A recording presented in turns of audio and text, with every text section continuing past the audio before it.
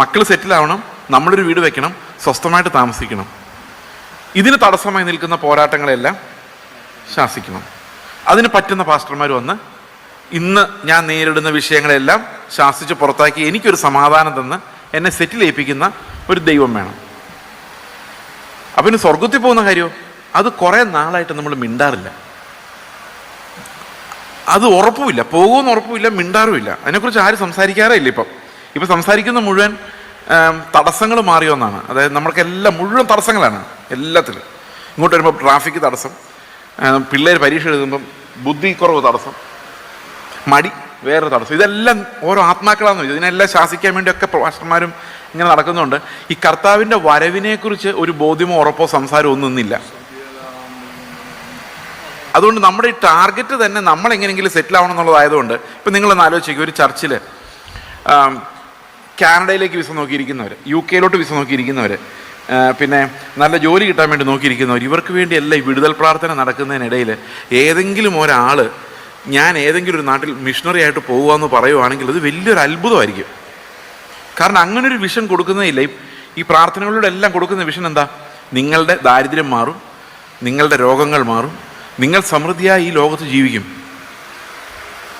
അപ്പോൾ ഈ ലോകത്ത് എത്ര നാൾ ജീവിക്കും? നമ്മൾ വിചാരിക്കുന്ന എങ്ങനെ പോയാലും ഒരു കുറേ നാൾ ജീവിക്കും, ഉടനെ എങ്ങും പോകാൻ പോകുന്നില്ല. ഒരു 20 വർഷമെങ്കിലും നമ്മൾ എന്തായാലും ഇവിടെ എല്ലാവരുടെ മനസ്സിൽ എനിക്കൊന്നൊരു 20 വർഷത്തെ ഒരു എസ്റ്റിമേറ്റ് ഉണ്ടെന്ന് തോന്നുന്നു. ഒരു 20 വർഷം കുഴപ്പമൊന്നുമില്ലാതെ ജീവിച്ചാൽ മതി. അന്നേരം ഒരു കുറവുണ്ടാകരുത്, സമൃദ്ധി ഉണ്ടാകണം, പിള്ളേരെല്ലാം ഗതി പിടിച്ച് പോയി കാണണം, അവരുടെ കുഞ്ഞുമക്കളൊക്കെ സന്തോഷമായിട്ടിരിക്കുന്ന കണ്ടിട്ട് മരിച്ചാൽ മതി. ഇതാണ് ക്രിസ്തു നമ്മളെ രക്ഷിച്ചതിൻ്റെ ഉദ്ദേശം. എന്താ ഉദ്ദേശം? കർത്താവ് നമ്മളെ രക്ഷിച്ചത് എന്തിനാ? നമ്മൾ സെറ്റിലാവാൻ വേണ്ടിയാണ്, നമ്മൾ സമാധാനമായിട്ട്. അത്രയേ ഉള്ളൂ. സ്വർഗ്ഗമൊന്നും അതിനകത്തില്ല, ആ പിക്ചറിലേ വരുന്നില്ല. നമ്മൾ സഭയിൽ ശിഷ്യന്മാരുണ്ടാക്കാൻ വേണ്ടി ഉപയോഗിക്കുന്ന ഉപദേശങ്ങൾ എന്തൊക്കെയാ? കൃത്യമായിട്ട് ഞായറാഴ്ച പള്ളിയിൽ വരണം, വേണ്ടേ? കേൾക്കുന്നുണ്ടോ? നിർബന്ധമല്ലേ? ആണോ അല്ലയോ? അതെ. കൃത്യമായി സ്തോത്രകാഴ്ച ഇടണം, ദശാംശം കവറിനകത്ത് പേരെഴുതിയിടണം, അല്ലേ? ശരിയല്ലേ? അല്ലേ? ഇടങ്കേ ഒക്കെ ചെയ്യുന്ന വലങ്കേ അറിയണ്ട, പക്ഷെ സെൻട്രൽ അറിയണം, അത് പേര് എഴുതിയിടണം. 2, പറ്റുമെങ്കിൽ വെള്ള വസ്ത്രം ധരിച്ച് വരണം, അല്ലേ? ഒരു ഐശ്വര്യമല്ലേ? എന്നെ നോക്കരുത്, എൻ്റെ കാര്യം പോക്കാണ്. ഇനി ആഭരണം ധരിക്കരുത്. അപ്പം നമുക്കൊരു പെന്തക്കോസുകാരാവാനുള്ള നിയമങ്ങളൊക്കെ ആയില്ലേ? കള്ളു കുടിക്കരുത്, സിഗരറ്റ് വലിക്കരുത്, തിയേറ്ററിൽ പോയിരുന്ന് സിനിമ കാണരുത്. ഇപ്പം നല്ല പെന്തക്കോസുകാരനായില്ലേ? ആയോ അല്ലയോ? ആയോ ഇല്ലയോ? ഏകദേശമൊക്കെ ആയില്ലേ? അത്രയും മതി. അപ്പൊ കർത്താവ് എന്നോട് കൽപ്പിച്ചതൊക്കെ അനുസരിപ്പാൻ തക്കവണ്ണം പ്രമാണിപ്പാൻ അത് തൽക്കാലം നോക്കണ്ട. അത് തൽക്കാലം നമ്മൾ അതിൻ്റെ കുറച്ച് താഴെയുള്ളൊരു നീതി വെച്ച് സെറ്റിലായി.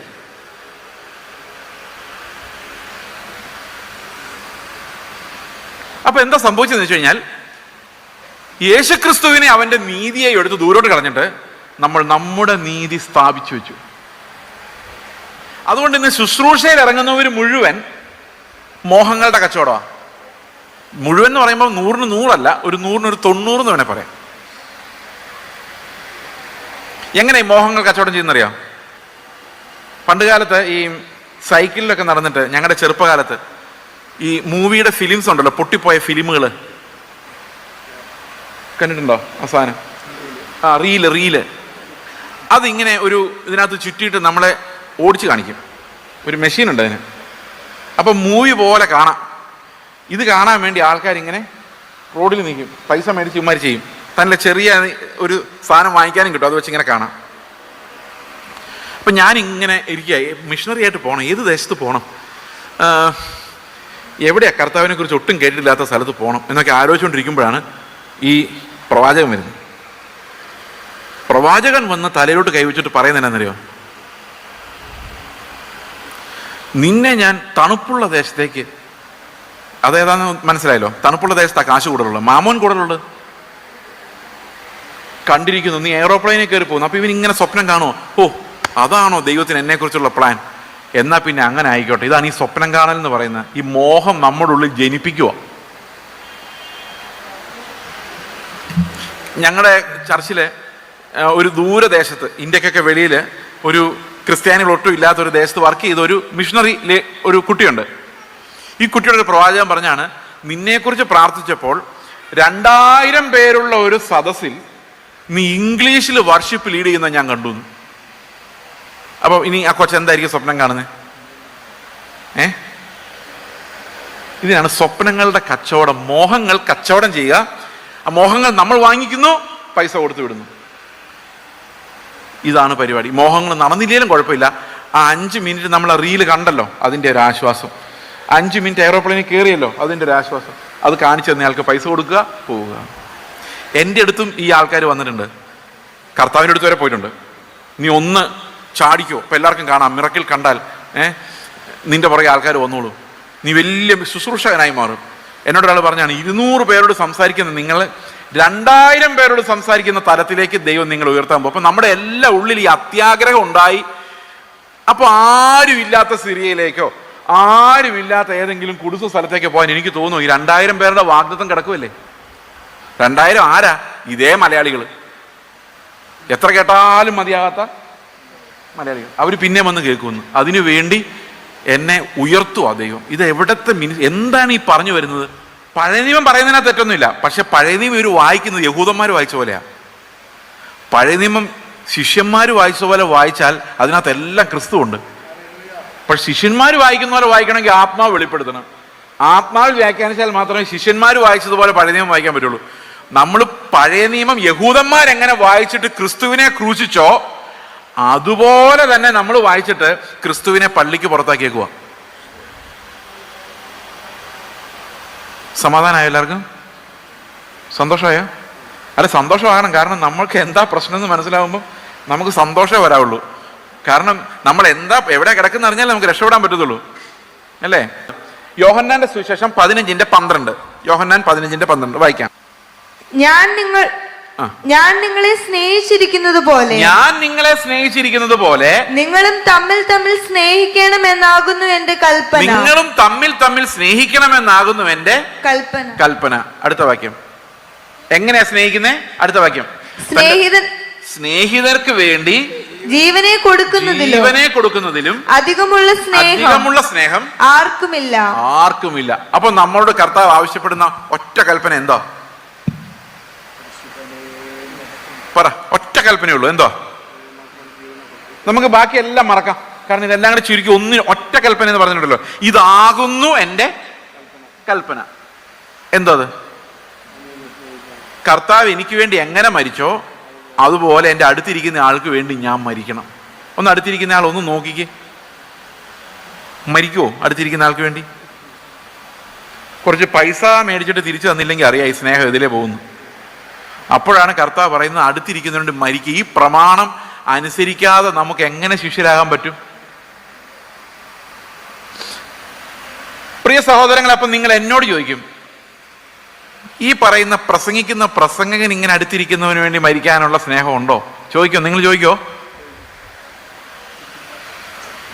അപ്പൊ പിന്നെ ഞാൻ ഇതിനെക്കുറിച്ചൊന്നും പറയാൻ പോകാതെ ശരിക്കും വല്ല ദാവീദിന്റെ കഥയും പറഞ്ഞിട്ട് പോയാൽ എനിക്ക് അത്രയും കുറച്ച് ഉത്തരം പറഞ്ഞാൽ മതി. ഇപ്പം മനസ്സിലായി പാസ്റ്റർമാരെല്ലാം പഴയ നിയമം പറയുന്നത് എന്തിനാണ്? മത്തായിയുടെ സുവിശേഷം 28-ാം അധ്യായത്തിന്റെ 18 മുതലുള്ള വാക്യങ്ങൾ. യേശു അടുത്തു ചെന്ന, സ്വർഗത്തിലും ഭൂമിയിലും സകല അധികാരവും എനിക്ക് നൽകപ്പെട്ടിരിക്കുന്നു. ആകയാൽ നിങ്ങൾ പുറപ്പെട്ട് പിതാവിന്റെയും പുത്രന്റെയും പരിശുദ്ധാത്മാവിന്റെയും നാമത്തിൽ സ്നാനം കഴിപ്പിച്ചും ഞാൻ നിങ്ങളോട് കൽപ്പിച്ചതൊക്കെയും പ്രമാണിപ്പാൻ തക്കവണ്ണം ഉപദേശിച്ചും കൊണ്ട് സകല ജാതികളെയും ശിഷ്യരാക്കിക്കൊള്ളുവിൻ. ഞാനോ ലോകാവസാനത്തോളം എല്ലാ നാളും നിങ്ങളോട് കൂടെ ഉണ്ട് എന്ന് അരുളി ചെയ്തു. ഇത് ഈ ഒരു വാക്യം കർത്താവ് അവസാനമായിട്ട് ശിഷ്യന്മാരോട് ഈ ലോകത്ത് വെച്ച് പറഞ്ഞ വാക്യങ്ങളാണെന്ന് നമുക്കറിയാം. ഇതുപോലെ തന്നെ മത്തായിയുടെ സുവിശേഷം 24-ാം അധ്യായത്തിൽ നമ്മൾ ലോകാവസാനത്തെക്കുറിച്ച് ശിഷ്യന്മാർ ചോദിക്കുമ്പോൾ കർത്താവ് പറയുന്ന ഒരു വാക്യമുണ്ട്. അതിങ്ങനെയാണ്: ലോകത്തിലെല്ലായിടത്തും രാജ്യത്തിൻ്റെ സുവിശേഷം പ്രസംഗിക്കപ്പെടുന്ന ഒരു കാലം വരും. ആ സമയത്ത് കർത്താവ് വരും, ആ അന്ത്യകാലം വരുമെന്ന് ഒരു വാക്യം ആ ഭാഗത്ത് നമുക്കുണ്ട്. അപ്പോൾ അത് 14-ാം വാക്യമാണ്, 24-ന്റെ-14. രാജ്യത്തിൻ്റെ ഈ സുവിശേഷം സകല ജാതികൾക്കും സാക്ഷ്യമായി ഭൂലോകത്തൊക്കെയും പ്രസംഗിക്കപ്പെടും, അപ്പോൾ അവസാനം വരും. അപ്പോൾ കർത്താവിൻ്റെ വരവിന് മുമ്പ് നടക്കേണ്ട ഒരു കാര്യമാണ്. നമ്മൾ വെളിപ്പാട് പുസ്തകത്തിൽ ഒരു വാക്യം കൂടെ വായിച്ചു കഴിഞ്ഞാൽ അവിടെ പുതിയ നിയമ ആരാധനയെക്കുറിച്ചുള്ളൊരു ചിത്രം നമുക്ക് കാണാം. ഈ പുതിയ നിയമ ആരാധന എന്ന് പറയുന്നത് മിഷൻ്റെ ഒരു ക്ലൈമാക്സ് ആണ്. അത് വെളിപ്പാട് പുസ്തകം 5-ാം അധ്യായത്തിലാണ് അതുള്ളത്. അവിടെ എഴുതിയിരിക്കുന്നത് അതിൻ്റെ 9-ാം വാക്യം, കുഞ്ഞാടിൻ്റെ മുമ്പ് പുസ്തകം വാങ്ങുവാനും അതിൻ്റെ മുദ്ര പൊട്ടിപ്പാനും നീ യോഗ്യൻ.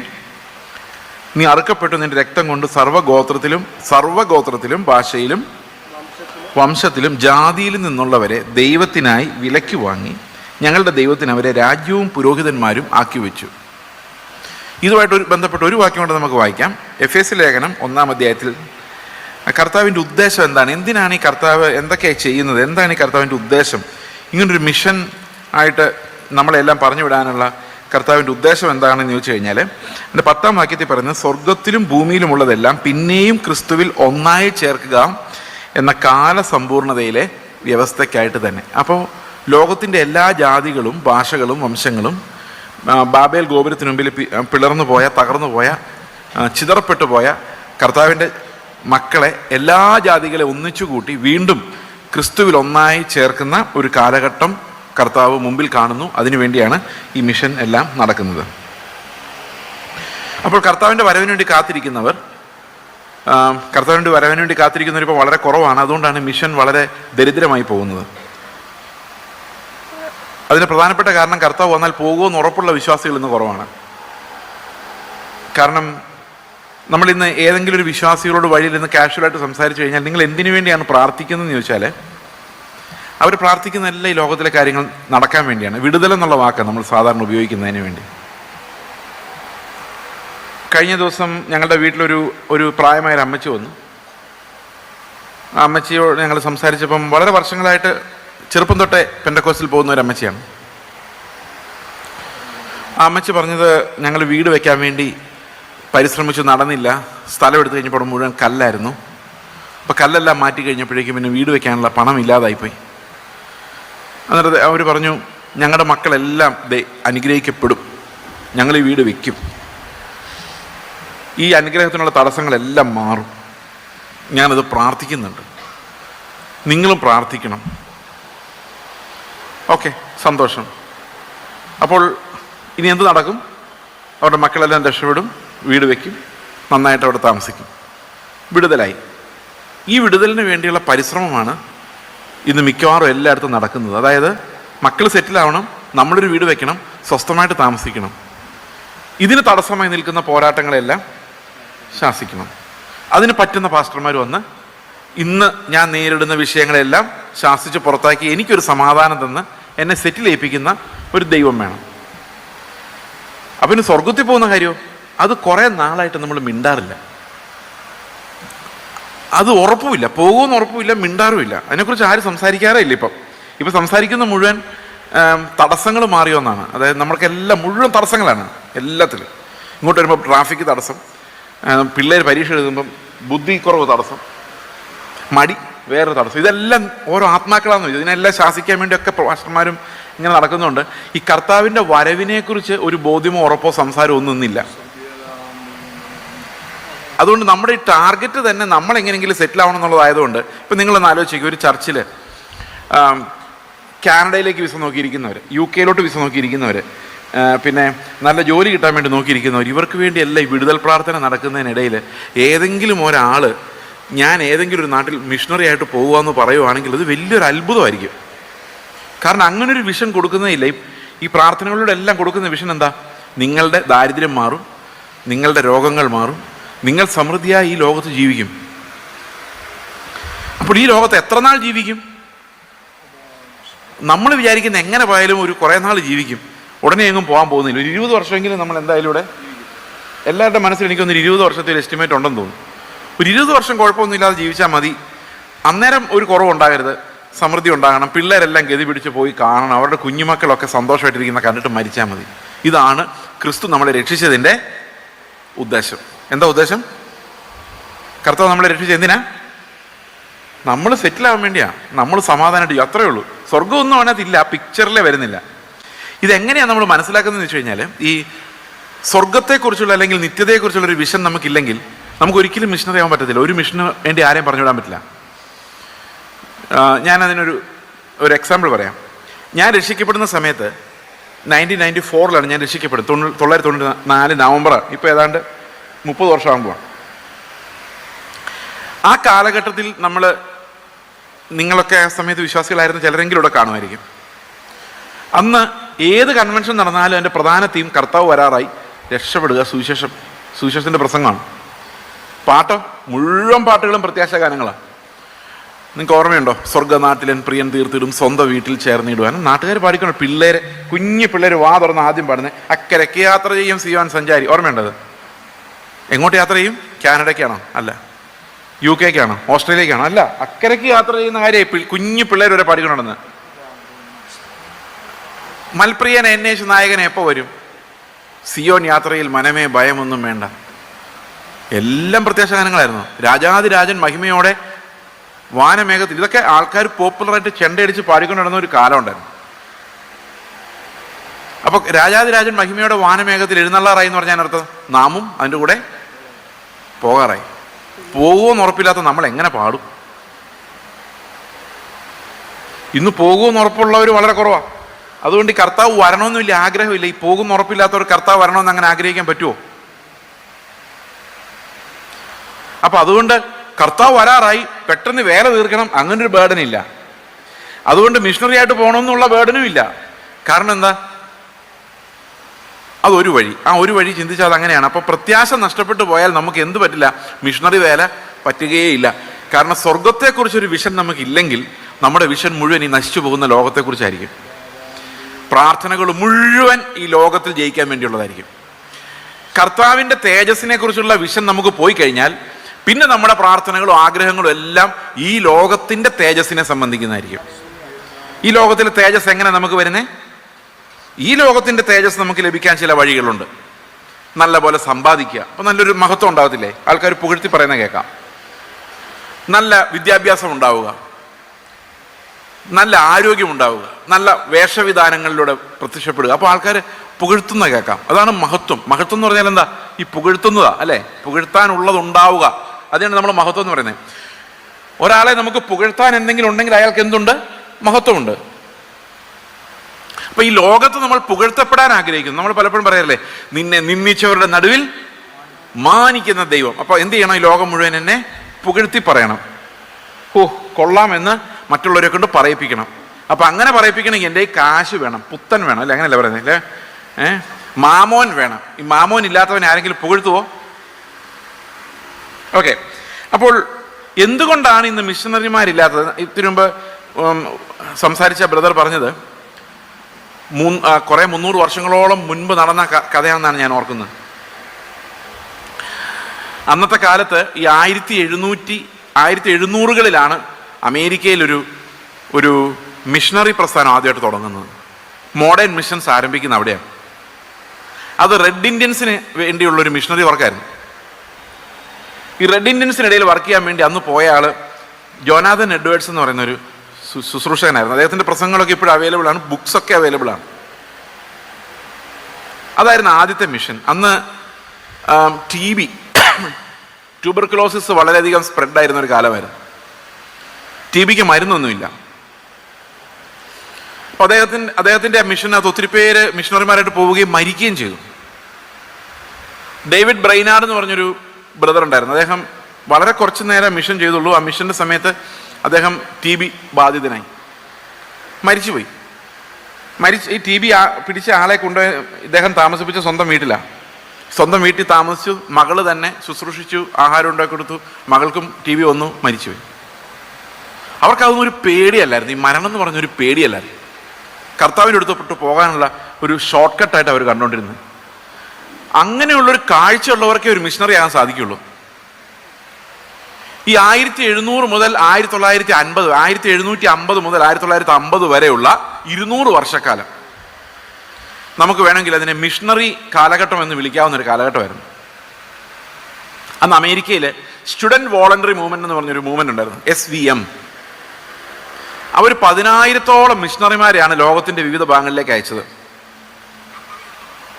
ഈ സ്റ്റുഡൻറ് വോളണ്ടറി മിഷനിൽ വന്ന 10,000-ഓളം മിഷണറിമാരിൽ 8,000-ഓളം പേരും പെട്ടെന്ന് തന്നെ മരിച്ചു പോകുമായിരുന്നു. അതിൻ്റെ കാരണം എന്താണെന്ന് വെച്ച് കഴിഞ്ഞാൽ സാംക്രമിക രോഗങ്ങൾ. ഇവിടെ റോബർട്ട് ഷേവർ എന്ന് പറഞ്ഞൊരു മിഷണറി പുനലൂർ വന്നു. ഒരാഴ്ച താമസിച്ചുള്ളൂ. ഒരാഴ്ച വന്നപ്പോഴേ രോഗബാധിതനായി, ഒരാഴ്ചക്കുള്ളിൽ മരിച്ചു.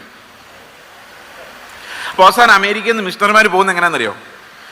ചില ആൾക്കാർക്ക് അവരുടെ ബോഡി തിരിച്ച് അമേരിക്കയിലോട്ട് വരണമെന്ന് ആഗ്രഹമുള്ളതുകൊണ്ട് അവർ ശവപ്പെട്ടിക്കകത്താണ് ഈ ഡ്രസ്സുകളും ബൈബിളും ഒക്കെ പാക്ക് ചെയ്ത് ഇവർ മിഷണറിമാരായിട്ട് പോയിക്കൊണ്ടിരുന്നത്.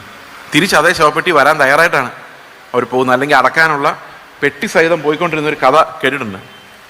ഇതൊക്കെ നമ്മുടെ അടുത്ത് പറഞ്ഞാൽ നമ്മൾ അടുത്ത ഒക്ടോബറിൽ വിടുതൽ നടക്കാൻ വേണ്ടി നോക്കിയിരിക്കുന്ന നമുക്ക് ഇവരുടെ ഭാഷ മനസ്സിലാവില്ല, ഇവര് പോയിരുന്ന വഴി മനസ്സിലാവില്ല.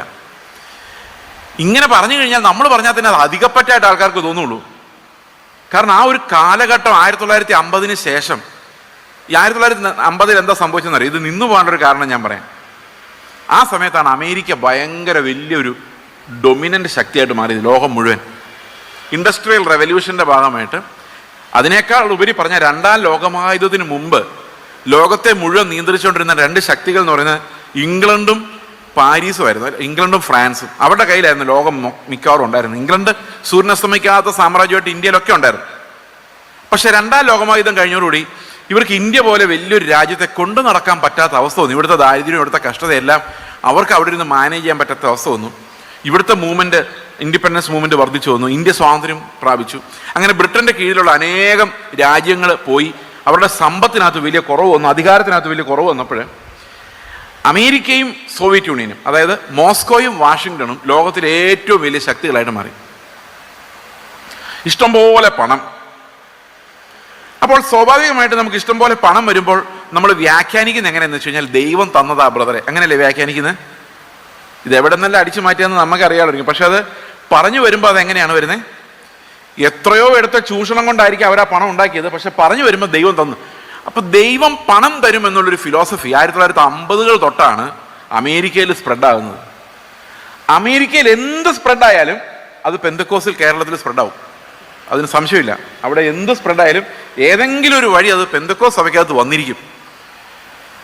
അങ്ങനെ പതുക്കെ പതുക്കെ ദൈവം തരും ഒരൊറ്റ വിഷയത്തിലേക്ക് നമ്മുടെ തിയോളജി മുഴുവൻ അങ്ങ് ഒതുങ്ങി.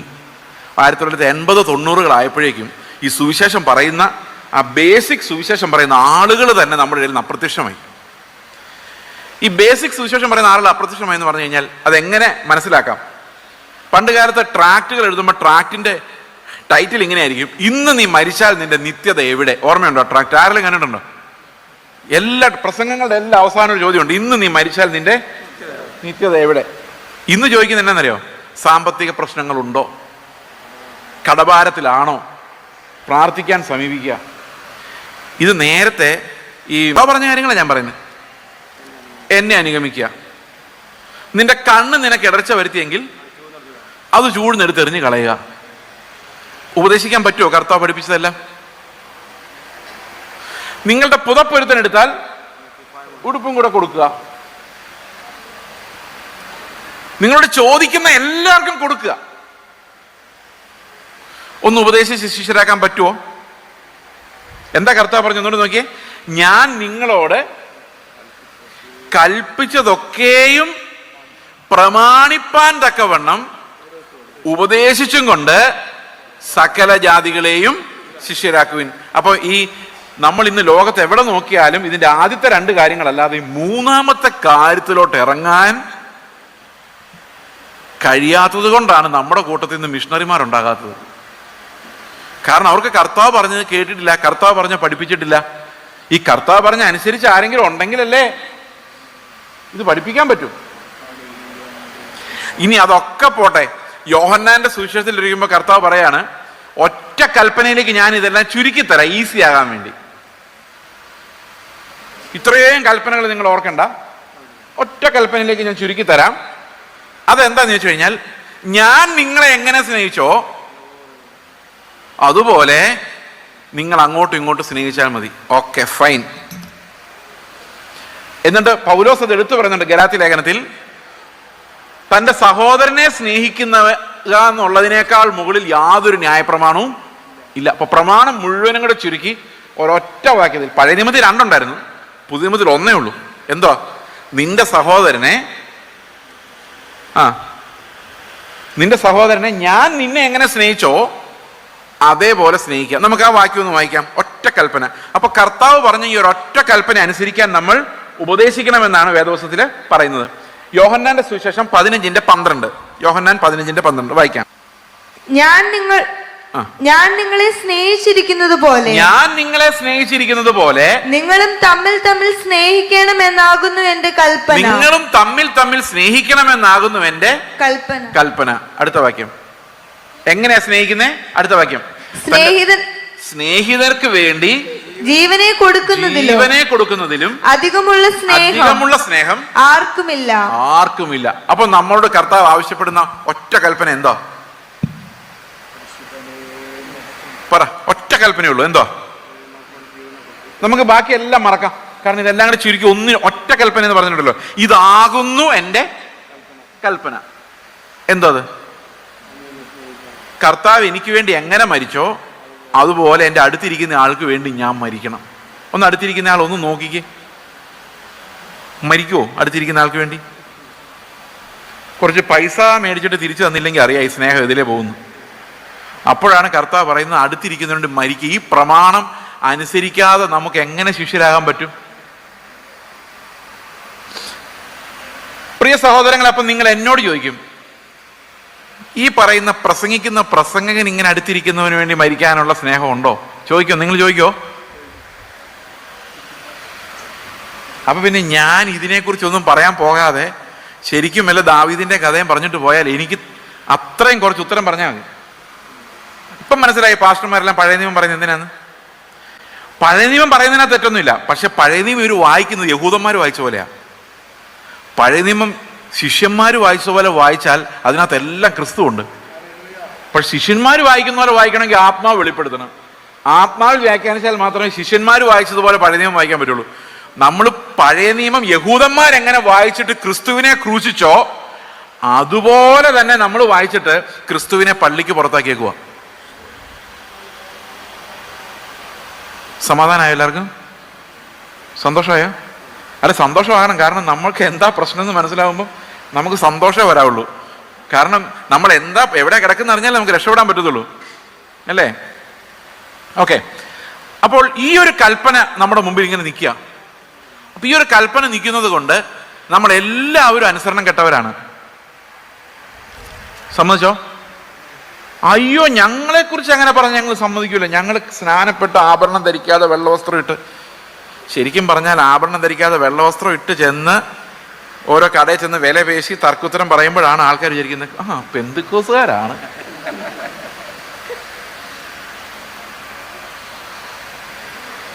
തിരിച്ചാ ഇപ്പൊ വർക്ക് ചെയ്യുന്നത്, മറിച്ചല്ല.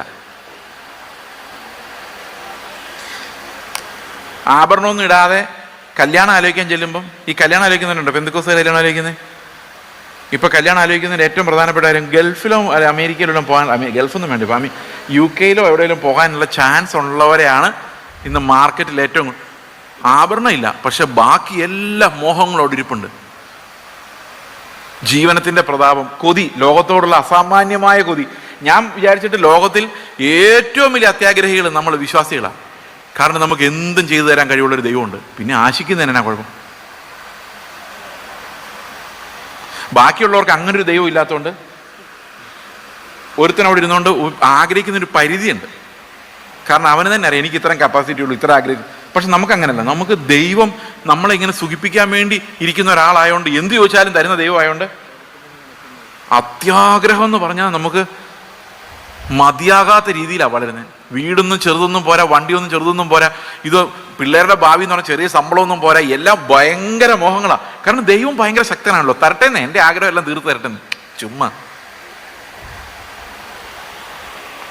അപ്പോൾ ഉപദേശമില്ല എന്നുള്ളത് കൊണ്ട് അപ്പോൾ ഒരു ചോദ്യം വരിക എന്നല്ല, ഈ ഒരു ചോദ്യത്തിലാണ് നമ്മൾ നിൽക്കുന്നത്. എങ്ങനെയാണ് മിഷണറിമാരൊരു സഭയിൽ ഉണ്ടാകുന്നത്?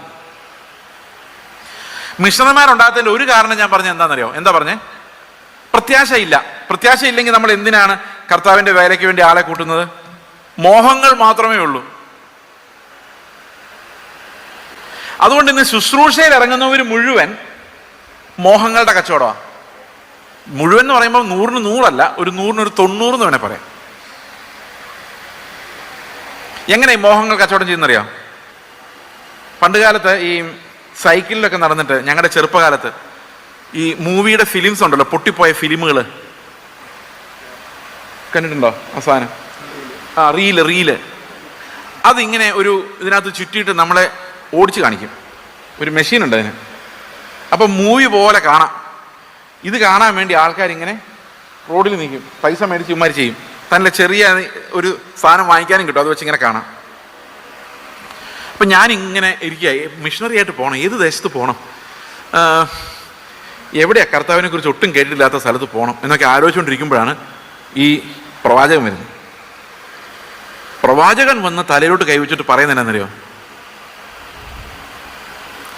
നിന്നെ ഞാൻ തണുപ്പുള്ള ദേശത്തേക്ക്, അതേതാന്ന് മനസ്സിലായല്ലോ, തണുപ്പുള്ള ദേശത്താണ് കാശ് കൂടുതലുള്ളത്, മാമോൻ കൂടുതലുള്ളത് കണ്ടിരിക്കുന്നു. നീ എയറോപ്ലെയിനിൽ കയറി പോകുന്നു. അപ്പൊ ഇവൻ ഇങ്ങനെ സ്വപ്നം കാണുമോ? ഓ, അതാണോ ദൈവത്തിന് എന്നെ കുറിച്ചുള്ള പ്ലാൻ? എന്നാ പിന്നെ അങ്ങനെ ആയിക്കോട്ടെ. ഇതാണ് ഈ സ്വപ്നം കാണൽ എന്ന് പറയുന്നത്. ഈ മോഹം നമ്മുടെ ഉള്ളിൽ ജനിപ്പിക്കുക. ഞങ്ങളുടെ ചർച്ചിലെ ഒരു ദൂരദേശത്ത്, ഇന്ത്യക്കൊക്കെ വെളിയിൽ ഒരു ക്രിസ്ത്യാനികൾ ഒട്ടും ഇല്ലാത്തൊരു ദേശത്ത് വർക്ക് ചെയ്ത ഒരു മിഷണറി ഒരു കുട്ടിയുണ്ട്. ഈ കുട്ടിയുടെ ഒരു പ്രവാചകൻ പറഞ്ഞാണ്, നിന്നെക്കുറിച്ച് പ്രാർത്ഥിച്ചപ്പോൾ 2000 പേരുള്ള ഒരു സദസ്സിൽ നീ ഇംഗ്ലീഷിൽ വർഷിപ്പ് ലീഡ് ചെയ്യുന്ന ഞാൻ കണ്ടു. അപ്പോൾ ഇനി ആ കൊച്ചെന്തായിരിക്കും സ്വപ്നം കാണുന്നത്? ഇതിനാണ് സ്വപ്നങ്ങളുടെ കച്ചവടം. മോഹങ്ങൾ കച്ചവടം ചെയ്യുക. ആ മോഹങ്ങൾ നമ്മൾ വാങ്ങിക്കുന്നു, പൈസ കൊടുത്തു വിടുന്നു. ഇതാണ് പരിപാടി. മോഹങ്ങൾ നടന്നില്ലേലും കുഴപ്പമില്ല. ആ 5 മിനിറ്റ് നമ്മൾ ആ റീല് കണ്ടല്ലോ, അതിൻ്റെ ഒരു ആശ്വാസം. 5 മിനിറ്റ് എയറോപ്ലെയിനിൽ കയറിയല്ലോ, അതിൻ്റെ ഒരു ആശ്വാസം. അത് കാണിച്ചു തന്നെ അയാൾക്ക് പൈസ കൊടുക്കുക, പോവുക. എൻ്റെ അടുത്തും ഈ ആൾക്കാർ വന്നിട്ടുണ്ട്. കർത്താവിൻ്റെ അടുത്ത് വരെ പോയിട്ടുണ്ട്. നീ ഒന്ന് ചാടിക്കോ, ഇപ്പം എല്ലാവർക്കും കാണാം, മിറക്കിൾ കണ്ടാൽ നിന്റെ പുറകെ ആൾക്കാർ വന്നോളൂ, നീ വലിയ ശുശ്രൂഷകനായി മാറും. എന്നോട് ഒരാൾ പറഞ്ഞാണ്, 200 പേരോട് സംസാരിക്കുന്ന നിങ്ങൾ 2000 പേരോട് സംസാരിക്കുന്ന തലത്തിലേക്ക് ദൈവം നിങ്ങൾ ഉയർത്താൻ പോകും. അപ്പം നമ്മുടെ എല്ലാ ഉള്ളിൽ ഈ അത്യാഗ്രഹം ഉണ്ടായി. അപ്പോൾ ആരുമില്ലാത്ത സിറിയയിലേക്കോ ആരുമില്ലാത്ത ഏതെങ്കിലും കുടുസ സ്ഥലത്തേക്ക് പോകാൻ എനിക്ക് തോന്നുന്നു. ഈ 2000 പേരുടെ വാഗ്ദത്തം കിടക്കുമല്ലേ. 2000 ആരാ? ഇതേ മലയാളികൾ, എത്ര കേട്ടാലും മതിയാകാത്ത മലയാളികൾ. അവർ പിന്നെ വന്ന് കേൾക്കുന്നു. അതിനു വേണ്ടി എന്നെ ഉയർത്തുക ദൈവം. ഇത് എവിടത്തെ എന്താണ് ഈ പറഞ്ഞു വരുന്നത്? അപ്പൊ പ്രത്യാശയ്ക്ക് പകരം മോഹങ്ങൾ കൊടുത്തത് കൊണ്ട് മിഷണറി എന്ന് പറഞ്ഞൊരു മൈൻഡ് പോലും ഇല്ല. ഞാൻ ഈ ഇവിടെ ഇന്ത്യയിൽ വന്ന മിഷണറിമാരെ കുറിച്ചൊരു പരാമർശം ഉണ്ടായതുകൊണ്ട് ഞാൻ പറയാണ്. CSIക്കാർ, ചർച്ച് ഓഫ് ഇംഗ്ലണ്ടിന്റെ മിഷണറീസ് ഒത്തിരി പേര് ഇവിടെ വന്നിട്ടുണ്ട്. ഇന്നത്തെ CSI നോക്കിയിട്ട് കാര്യമില്ല. പക്ഷെ അന്നത്തെ കാലത്ത് ബാപ്റ്റിസ്റ്റുകാരും CSIക്കാർ, ഇംഗ്ലണ്ടുകാർ, ചർച്ച് ഓഫ് ഇംഗ്ലണ്ട് ഒത്തിരി മിഷണറിമാരെ അയച്ചിട്ടുണ്ട്.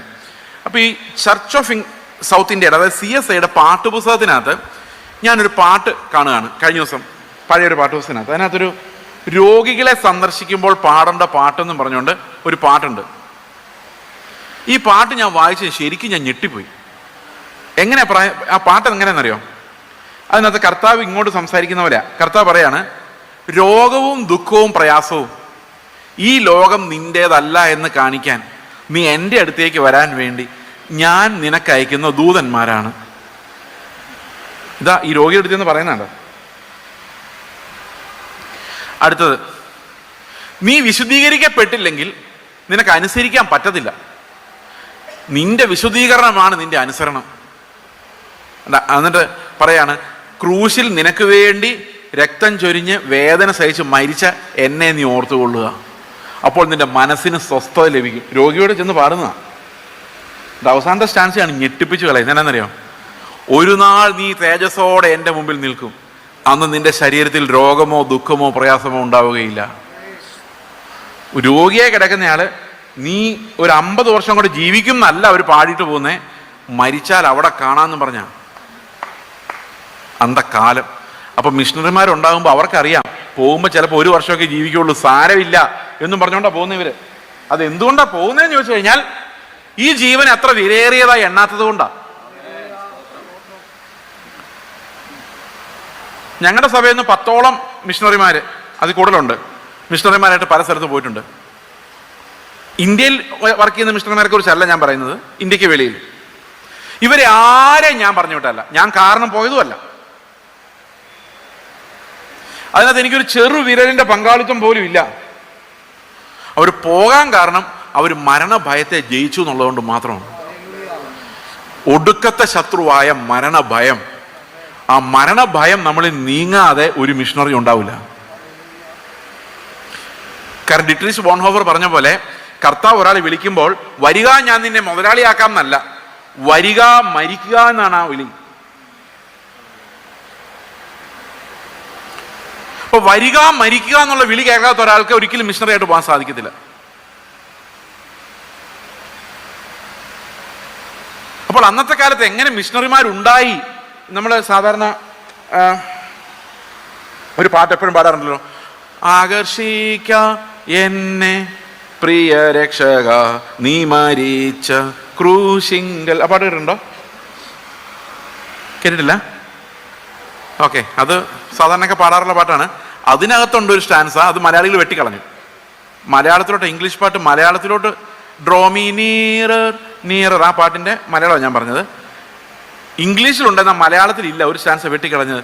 എന്നിലേക്ക് നിന്നെ ആകർഷിപ്പാനായി രോഗമാം നിൻ ദൂതനെ എന്നിലേക്ക് അയച്ച നിനക്ക് സ്തോത്രം എന്നൊരു വാക്യമുണ്ട്. അത് അവർ കട്ട് ചെയ്ത് കളഞ്ഞു. പ്രിയ സഹോദരങ്ങൾ, രോഗം വരുന്ന മാറട്ടെ, കുഴപ്പമില്ല. മാറിയില്ലെങ്കിൽ അവിടെ വെച്ച് കാണാൻ എന്താണ് ഇത്ര പ്രശ്നം? അതിനാരും സ്തോത്രം പറയത്തില്ല. കാരണം അവിടെ കാണാമെന്നുള്ളത് ഒരു ശാപമായിട്ടാണ് ഇന്ന് ആൾക്കാർ കാണുന്നത്.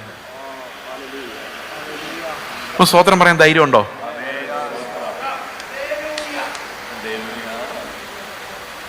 പോട്ടെ, എങ്ങോട്ട് പോകാനാ? കർത്താവിന്റെ അടുത്തോട്ടല്ലേ പോകുന്നേ?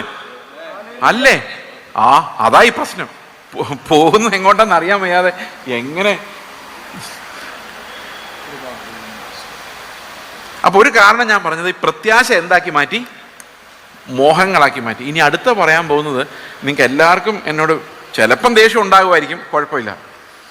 ഈ ശുശ്രൂഷയുടെ കാര്യം പറയുമ്പം 5 തരം ശുശ്രൂഷകളെ കുറിച്ച് നമ്മൾ പറയുന്നുണ്ട് അല്ലേ? 5 തരം ശുശ്രൂഷകളെ കുറിച്ച് പറയുന്നുണ്ട്. എന്തൊക്കെയാണ്? അപ്പോസ്തലൻ, പ്രവാചകൻ, പിന്നെ ആരാ? സുവിശേഷകൻ, ഇടയൻ, ഉപദേഷ്ടാവ്. ഇതൊരു ഓർഡറിലാണ് പറഞ്ഞിരിക്കുന്നത്. അപ്പോസ്തലികമായ ശുശ്രൂഷകൾ, അതായത് ഏതെങ്കിലും ഒരു ആരുമില്ലാത്തൊരു സ്ഥലത്ത് പോയി ശുശ്രൂഷിച്ച് തുടങ്ങി അവരെ നമ്മൾ അപ്പോസ്തലന്മാരെന്നൊക്കെ വിളിക്കാറുണ്ട്. പക്ഷെ അവരാരും യേശുക്രിസ്തുവിന്റെ 12 ശിഷ്യന്മാരെ പോലെ പൗലോസിനെ പോലുള്ള അപ്പോസ്തലന്മാരല്ല. കാരണം അവർക്ക് ഈ ലേഖനം എഴുതി നമുക്ക് തരാനുള്ള അധികാരം ഉണ്ടായിരുന്നു.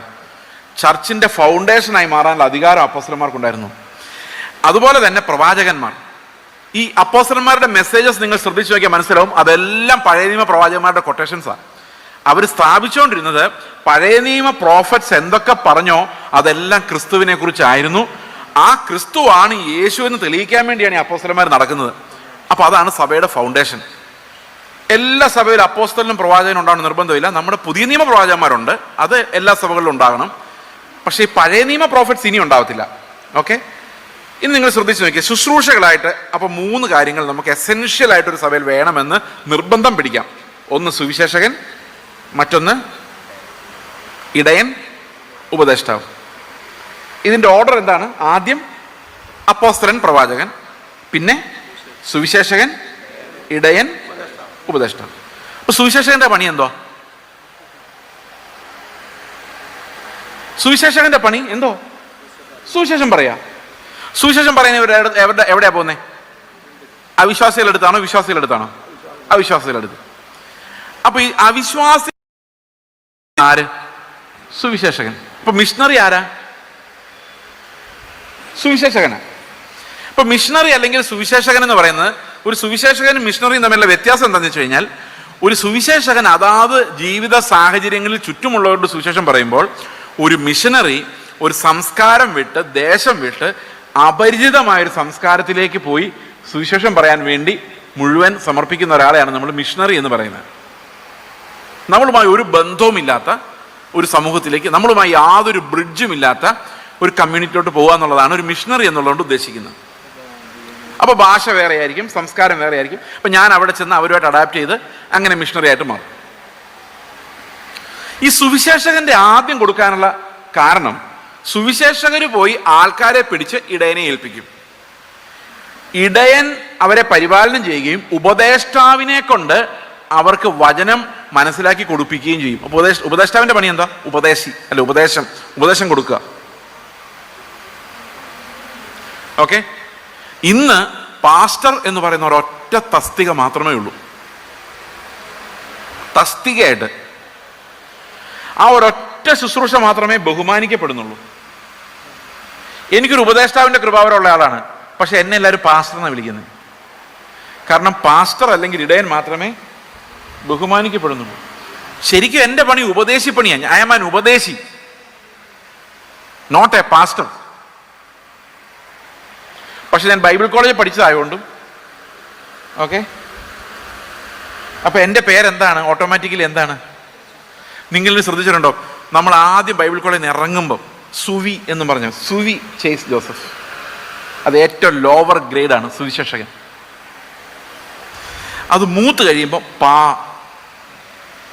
പാവിരിക്കും, സെറ്റിൽ അയാള്. കുറച്ചുകൂടെ മൂത്ത് കഴിയുമ്പം റവ. അങ്ങനെയാണ് ഇതിൻ്റെ ഓർഡർ പ്രോഗ്രഷൻ. അപ്പോൾ ഈ സുവി എന്നുള്ളത് ഏറ്റവും താഴെ ആയതുകൊണ്ട് ഞാൻ ഓർക്കുന്നുണ്ട്, പണ്ട് ഒരു കഥ ഞാൻ കേട്ടത്. ഹല്ലേലിയ മാഗസിനകത്ത് ഒരു ഡയറക്ടറി ഉണ്ടാക്കുമായിരുന്നു, ഈ ആൾക്കാരുടെ പേരും ഒക്കെ ആയിട്ട്, പാസ്റ്റർമാരുടെ. അപ്പോൾ ഒരു പാസ്റ്റർക്ക് ഓർഡിനേഷൻ കിട്ടിക്കഴിഞ്ഞാൽ അന്ന് രാത്രി 11 മണിക്ക് ഓർഡിനേഷൻ കിട്ടിയിട്ട് പുള്ളി ഹല്ലേലിയയുടെ ഓഫീസിൽ ഒന്ന് നോക്കി ചെയ്ത് അവിടെ ആരുമില്ല. എന്നിട്ട് സ്ലിപ്പ് പുള്ളി എഴുതിയിട്ടു. രാത്രി 12 ആലോചിച്ച് എൻ്റെ പേരിൻ്റെ മുമ്പിലുള്ള സുവി മാറ്റി അത് ആക്കി മാറ്റണം അത്യാവശ്യമായിട്ട്. പുള്ളി എത്ര നാൾ സുവി ആയിട്ട് കഷ്ടപ്പെട്ടെന്നറിയോ? അപ്പൊ പുള്ളിക്ക് ഒരു മാനം കിട്ടുന്ന പരിപാടിയാണ് എന്ത്? ഈ സുവിശേഷകനെ സപ്രസ് ചെയ്തതോടുകൂടി 2 സാധനങ്ങൾ സഭയിൽ നിന്ന് അപ്രത്യക്ഷമായി. എന്താണെന്നറിയോ? സുവിശേഷകൻ പോയ വഴിക്ക് എന്തൊക്കെയാന്ന് പറയാം?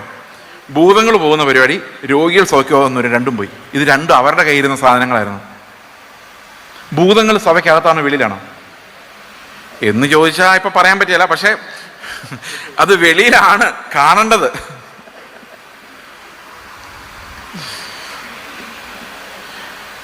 വെളിയിലാണ് കാണേണ്ടത്. പക്ഷെ അപ്പം ഈ ഭൂതങ്ങളെ പുറത്താക്കാനുള്ള അധികാരം ആരുടെ കയ്യിലാണ് കൊടുക്കേണ്ടത്? ഇടയന്റെ കയ്യിലാണ്, സുവിശേഷകന്റെ കയ്യിലാണ്. അപ്പൊ ഈ ഭൂതങ്ങളെ പുറത്താക്കാൻ അധികാരമുള്ള ആള് ഒരു സുവിശേഷാത്മാവുള്ള ആളായിരിക്കും. അവർക്ക് എങ്ങനെയെങ്കിലും സുവിശേഷം പറയണതേ കാണുള്ളൂ. അവര് പോയി സുവിശേഷം പറയുമ്പോഴാണ് ഈ ഭൂതങ്ങളൊക്കെ ഉള്ള ആൾക്കാരെ കാണുകയും അവരെ പുറത്താക്കുകയും ചെയ്യുന്നത്. അല്ല, ചർച്ചിനകത്ത് ഇരുന്നിട്ട് ഡ്രം അടിക്കുമ്പോൾ ടപ്പ അടിച്ച് കൺട്രോൾ പോയിട്ട് തുള്ളുന്നതല്ല ഭൂതം. വെള്ളം ഇത്തിരി കുടിക്കും. ഭൂതം എന്ന് പറഞ്ഞാൽ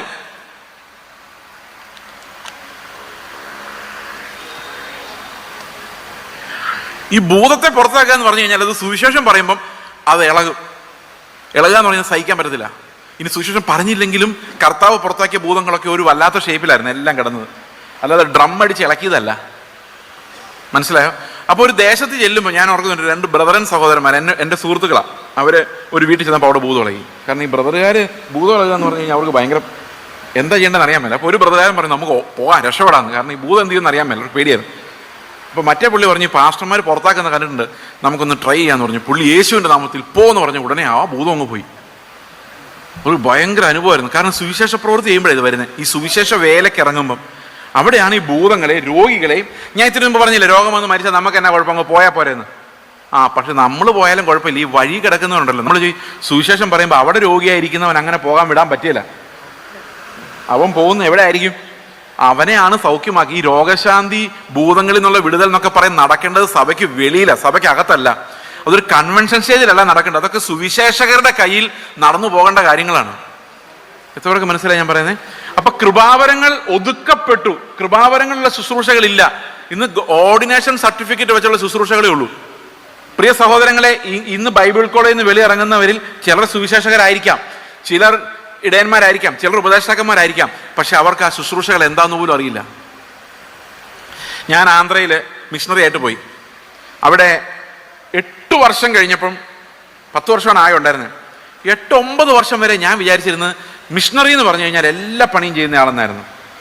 അതായത് ഒരു സഭ തുടങ്ങിക്കഴിഞ്ഞാൽ സഭയുടെ അക്കൗണ്ട് തൊട്ട്, സഭ നടത്തിപ്പ് തൊട്ട്, ടീച്ചിങ് തൊട്ട്, സുവിശേഷ വേല തൊട്ട്. അപ്പം അങ്ങനെ ഇരിക്കെ വേറൊരു മിഷണറി ഫാമിലി ഞങ്ങളോട് വന്നു. ആ മിഷണറി എന്നോട് ചോദിച്ചു, ചേസ് ബ്രദറിന്റെ യഥാർത്ഥ കോളിങ് എന്തോ? ഞാൻ പറഞ്ഞു ഇതല്ല, അങ്ങനെയല്ല, ഒരു അവയവം, ഒരു കോളിങ് ഉണ്ടായിരിക്കും, അതെന്താ? ഞാൻ അവിടെ ഇരുന്ന് ആലോചിച്ചപ്പോൾ എനിക്ക് മനസ്സിലായി, പഠിപ്പിക്കാനാണ് എന്നെ വിളിച്ചേക്കുന്നത്, ഉപദേഷ്ടാവാണ്, വചനത്തിൻ്റെ വെളിച്ചമാണ്, വെളിപ്പാടാണ് എനിക്ക് തരുന്നത്. അപ്പം ഞാൻ അന്ന് തീരുമാനിച്ചു, വചനം പഠിപ്പിക്കുക എന്നുള്ളതല്ലാതെ വേറൊരു പണിയും ഞാൻ ചെയ്യത്തില്ല. അങ്ങനെ തീരുമാനിച്ച് എറണാകുളത്ത് സഭയൊക്കെ കൂടി വന്നപ്പം ഞാൻ പാസ്റ്ററായിട്ടിരിക്കത്തില്ല. ഉള്ളി എന്നോട് ദൈവം ഏൽപ്പിച്ചേക്കുന്ന കാര്യം വചനം പ്രസംഗിക്കുക എന്നുള്ളത് മാത്രമാണ്. അപ്പം ഞാൻ പ്രാർത്ഥിച്ചു, കർത്താവെ, ഒരു സഭ വേണമെങ്കിൽ ഇടയൻ വേണം. അതിന് ബൈബിൾ കോളേജിൽ നിന്ന് ട്രെയിൻഡ് ആയിട്ടുള്ള ആൾക്കാരല്ല, അങ്ങയുടെ കൃപാവരമുള്ള ഇടയ ശുശ്രൂഷ വരമുള്ള ആളുകൾ വേണം. വേണ്ടേ? അപ്പൊ ദൈവം അങ്ങനെ വരമുള്ളവരെ അയച്ചു. അത് കഴിഞ്ഞപ്പോൾ ഞാൻ പ്രാർത്ഥിച്ചു, കർത്താവെ, ഇടയനുമായി ഉപദേഷ്ടാവുമായി ഇനി സുവിശേഷം പറയാൻ പോകാൻ വേണ്ട ആൾക്കാർ വേണം. അപ്പൊ കർത്താവ് അതുപോലെ റാഡിക്കൽ, അതായത് നമുക്ക് ചിന്തിക്കാൻ പോലും പറ്റാത്ത റാഡിക്കൽ തോട്ട്സ് ഉള്ള മിഷണറിമാരെ ഞങ്ങളുടെ ചർച്ചിലേക്ക് അയച്ചു. ഇതെല്ലാം ദൈവം ഓരോരോ അവയവങ്ങളെ വെച്ച് പണിയുകയായിരുന്നു. പ്രിയ സഹോദരങ്ങളെ, കുറച്ച് പഴയ നിയമം മാത്രം പ്രസംഗിക്കാൻ അറിയാവുന്ന, അല്ലെങ്കിൽ 1-2 അധ്യായങ്ങൾ ബൈബിളിലെ മാത്രം അറിയാവുന്ന ഞാൻ മിഷണറിയുമാണ്, ഈവാഞ്ചലിസ്റ്റുമാണ്, പ്രവാചകനുമാണ്, സുവിശേഷകനുമാണ്. വേറെ ആരെ കൊണ്ട് ഒരു ശുശ്രൂഷ ചെയ്യിപ്പിക്കാത്ത അവസ്ഥയായി കഴിഞ്ഞാൽ നമ്മുടെ സഭയിൽ ഒരു കൃപാവരങ്ങളും ജ്വലിക്കുകയില്ല, നമ്മുടെ പിള്ളേരെയും കൊണ്ട് ഒരു ഉപയോഗവും ഉണ്ടാവുകയില്ല, അവരിൽ ഉറങ്ങിക്കിടക്കുന്ന ഒരു കാര്യവും വെളിലോട്ട് വരിക പോലുമില്ല. അതുകൊണ്ട് ദൈവത്തിൻ്റെ ആത്മാവ് നമ്മൾ പറയുമ്പം, ദൈവത്തിൻ്റെ ആത്മാവ് കൃപാവരങ്ങളെ സഭയിൽ നൽകുമെന്നും, നൽകുമോ,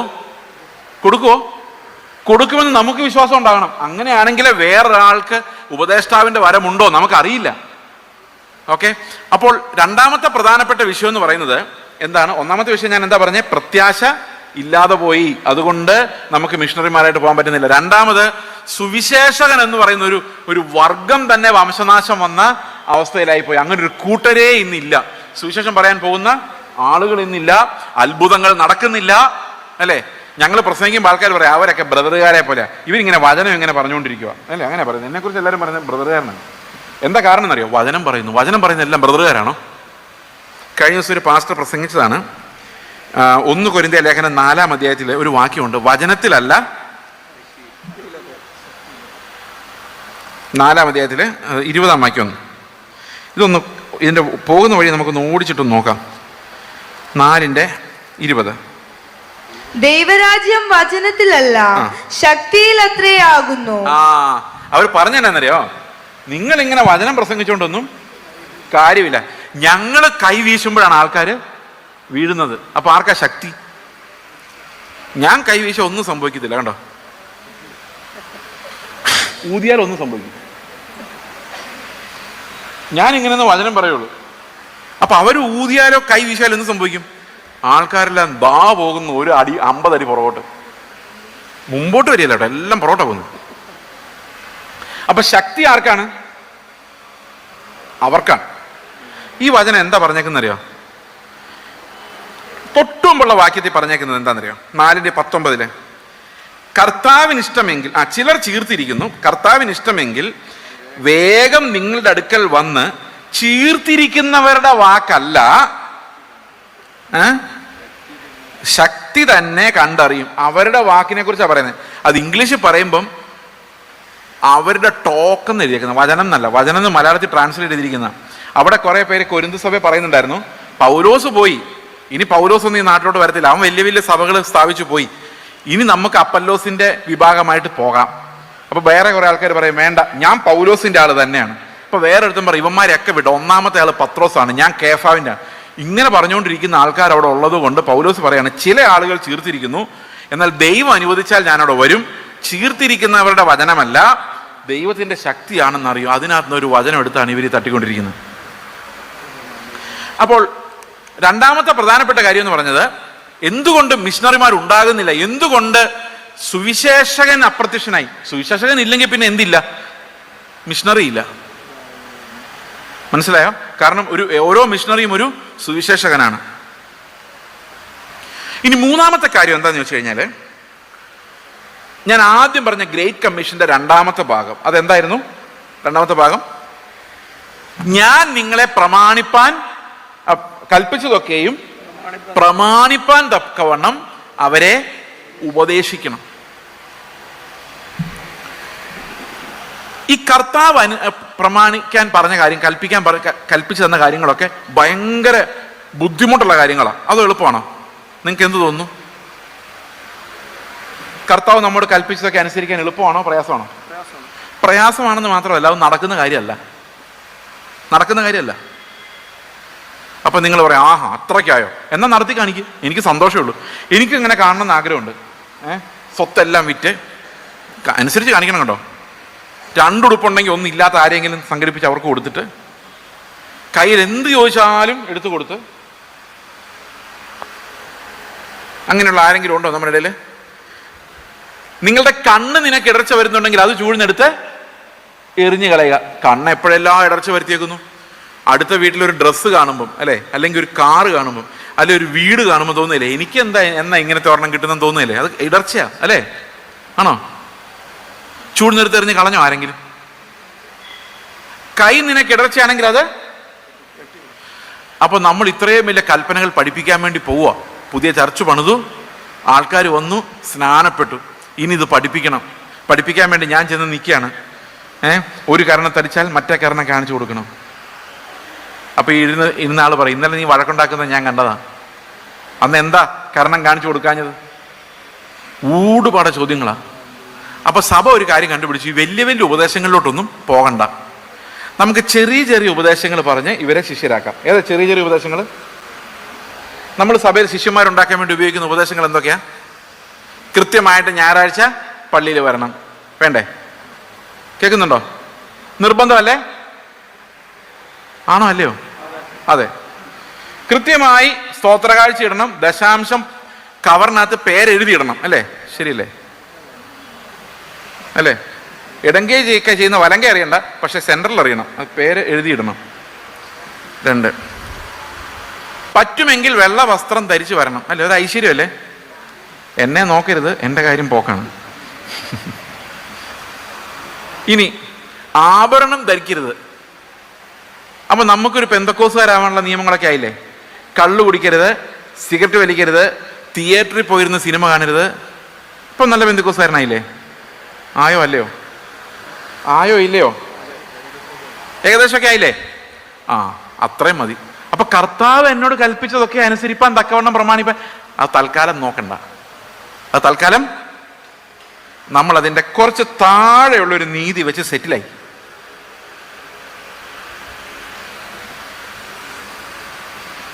അപ്പൊ എന്താ സംഭവിച്ചതെന്ന് വെച്ച് കഴിഞ്ഞാൽ, യേശുക്രിസ്തുവിനെ അവന്റെ നീതിയെ എടുത്ത് ദൂരോട്ട് കളഞ്ഞിട്ട് നമ്മൾ നമ്മുടെ നീതി സ്ഥാപിച്ചു വെച്ചു. അതനുസരിച്ച് നമ്മൾ മറ്റുള്ളവരെ വിധിച്ചു. അവൻ ശരിയല്ല, ആഭരണോട്ട് നടക്കുന്ന നടപ്പ് കണ്ടില്ലേ, നമ്മൾ വിധിച്ചു. അവിടെ ചർച്ചിൽ പോകുമ്പോൾ ഇടുന്ന ഡ്രസ്സ് കാണണം, എന്താ കളറാ! നിങ്ങൾ ആദ്യം നിങ്ങളുടെ ഡ്രസ്സ് നോക്കുക, അവരെന്തെങ്കിലും ഇട്ടണം. ഞാൻ ഇന്നലെ പറയായിരുന്നു, ഒരാളുടെ കാര്യം പറഞ്ഞു, അറ്റ്ലീസ്റ്റ് അവർ ഡ്രസ്സ് ഇടുന്നെങ്കിലും ഉണ്ടല്ലോ. നാളെ ഇനി അതും പ്രശ്നമായിട്ട് വരാം. ഇങ്ങനെയുള്ള നീതി വെച്ച് നമ്മൾ മറ്റുള്ളവർ അളന്നു തൂക്കി, ഞാൻ ഒഴിച്ച് ലോകത്തുള്ള സകലർക്കും കുറവുണ്ടെന്ന് കണ്ടുപിടിച്ചു.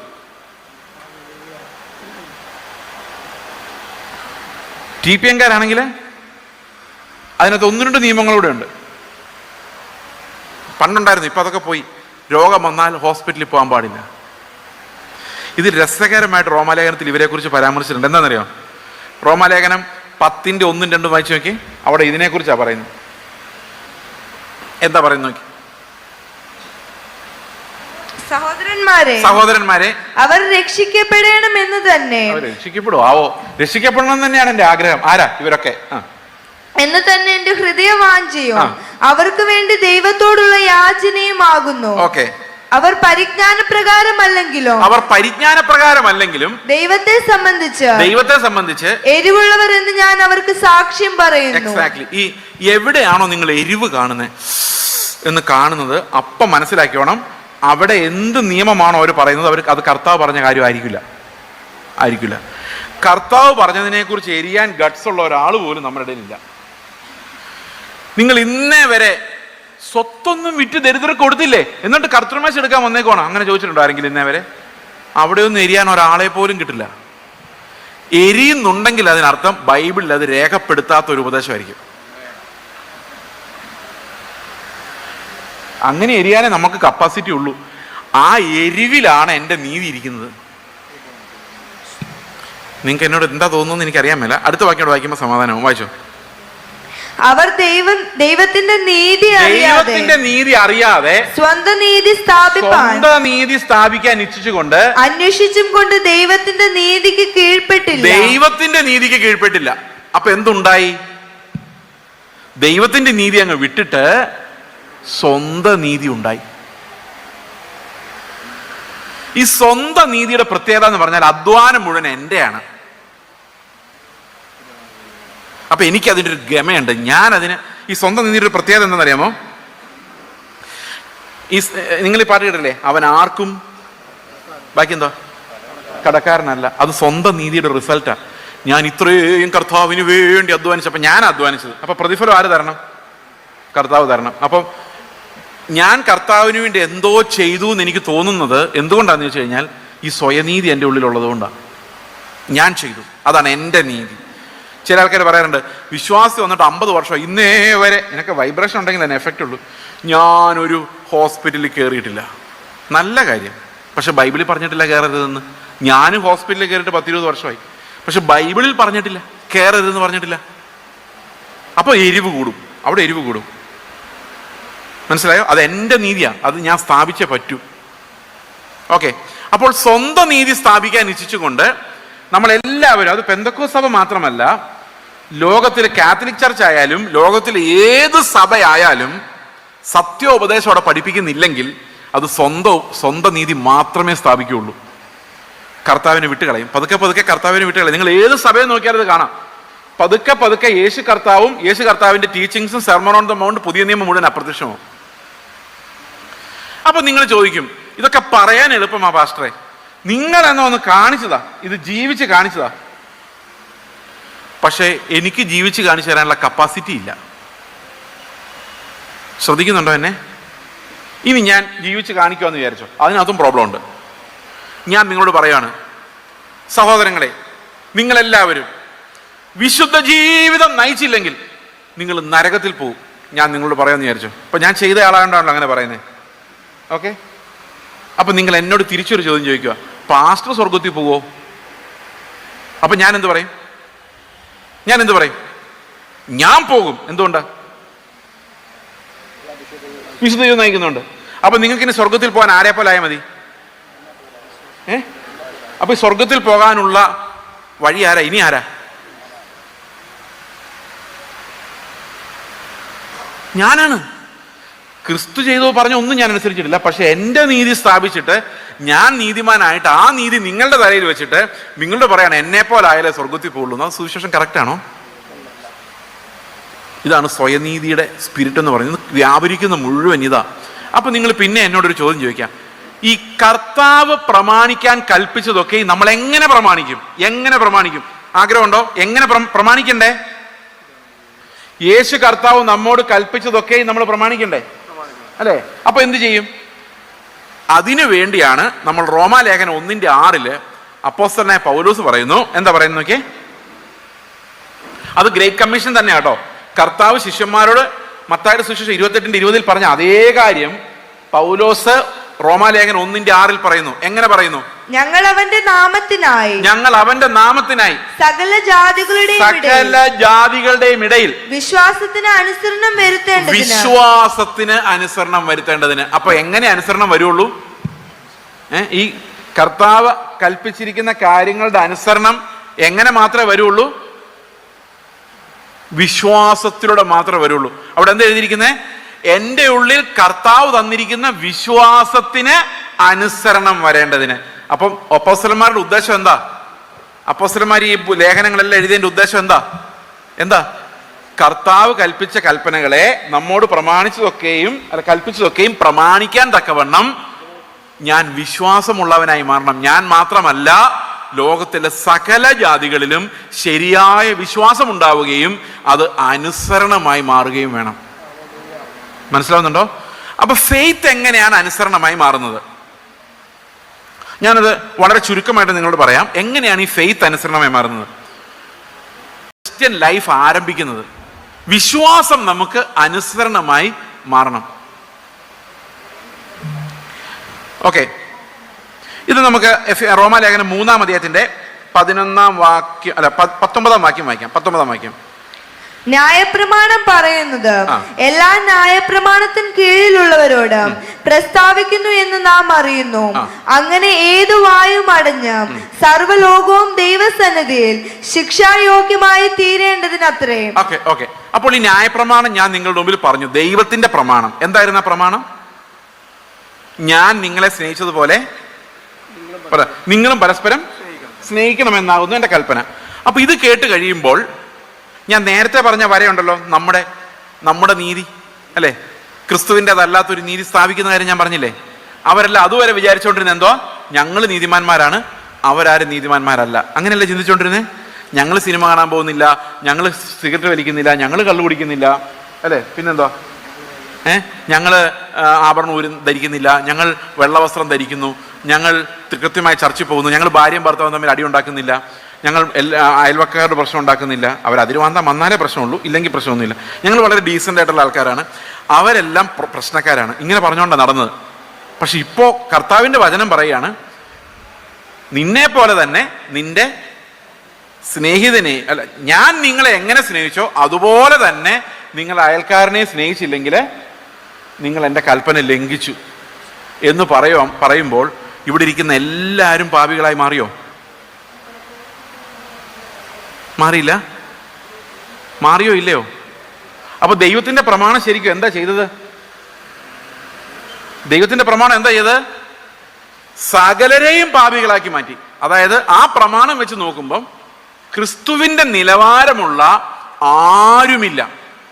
ക്രിസ്തുവിന്റെ നിലവാരത്തിൽ കുറഞ്ഞ ഒന്നിനെയും കർത്താവ് സ്വർഗത്തിൽ കൊണ്ടുപോവുകയുമില്ല.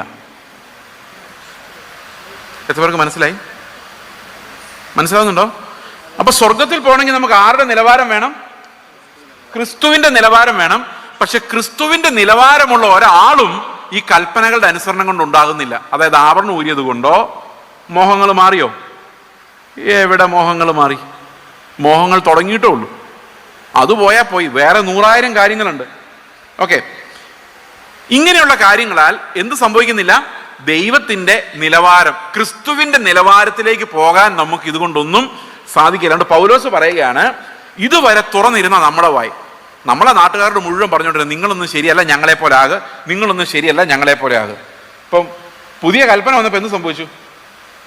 അവരും കണക്കാ, നമ്മളും കണക്കാ. ഓൾ ആർ മാത്തമാറ്റിക്സ് എന്ന് വന്നു. റോമാലേഖനം 1-ാം അധ്യായത്തിൽ പാപങ്ങളുടെ ഒരു ലിസ്റ്റ് പറഞ്ഞിട്ടുണ്ട്, മരണയോഗ്യമായ പാപങ്ങൾ. അതിനകത്ത് അസൂയയുണ്ട്, അത്യാഗ്രഹമുണ്ട്, പിണക്കം വരെയുണ്ട്. ഒന്ന് സൂക്ഷിച്ചു നോക്കിയാൽ നമ്മുടെ എല്ലാ ഹൃദയത്തിൽ ഒളിഞ്ഞിരിക്കുന്ന ഈ സാധനങ്ങളെല്ലാം നമ്മളെ കൊല്ലാൻ, നരകത്തിലിടാൻ ശക്തിയുള്ള സാധനങ്ങളാണ്.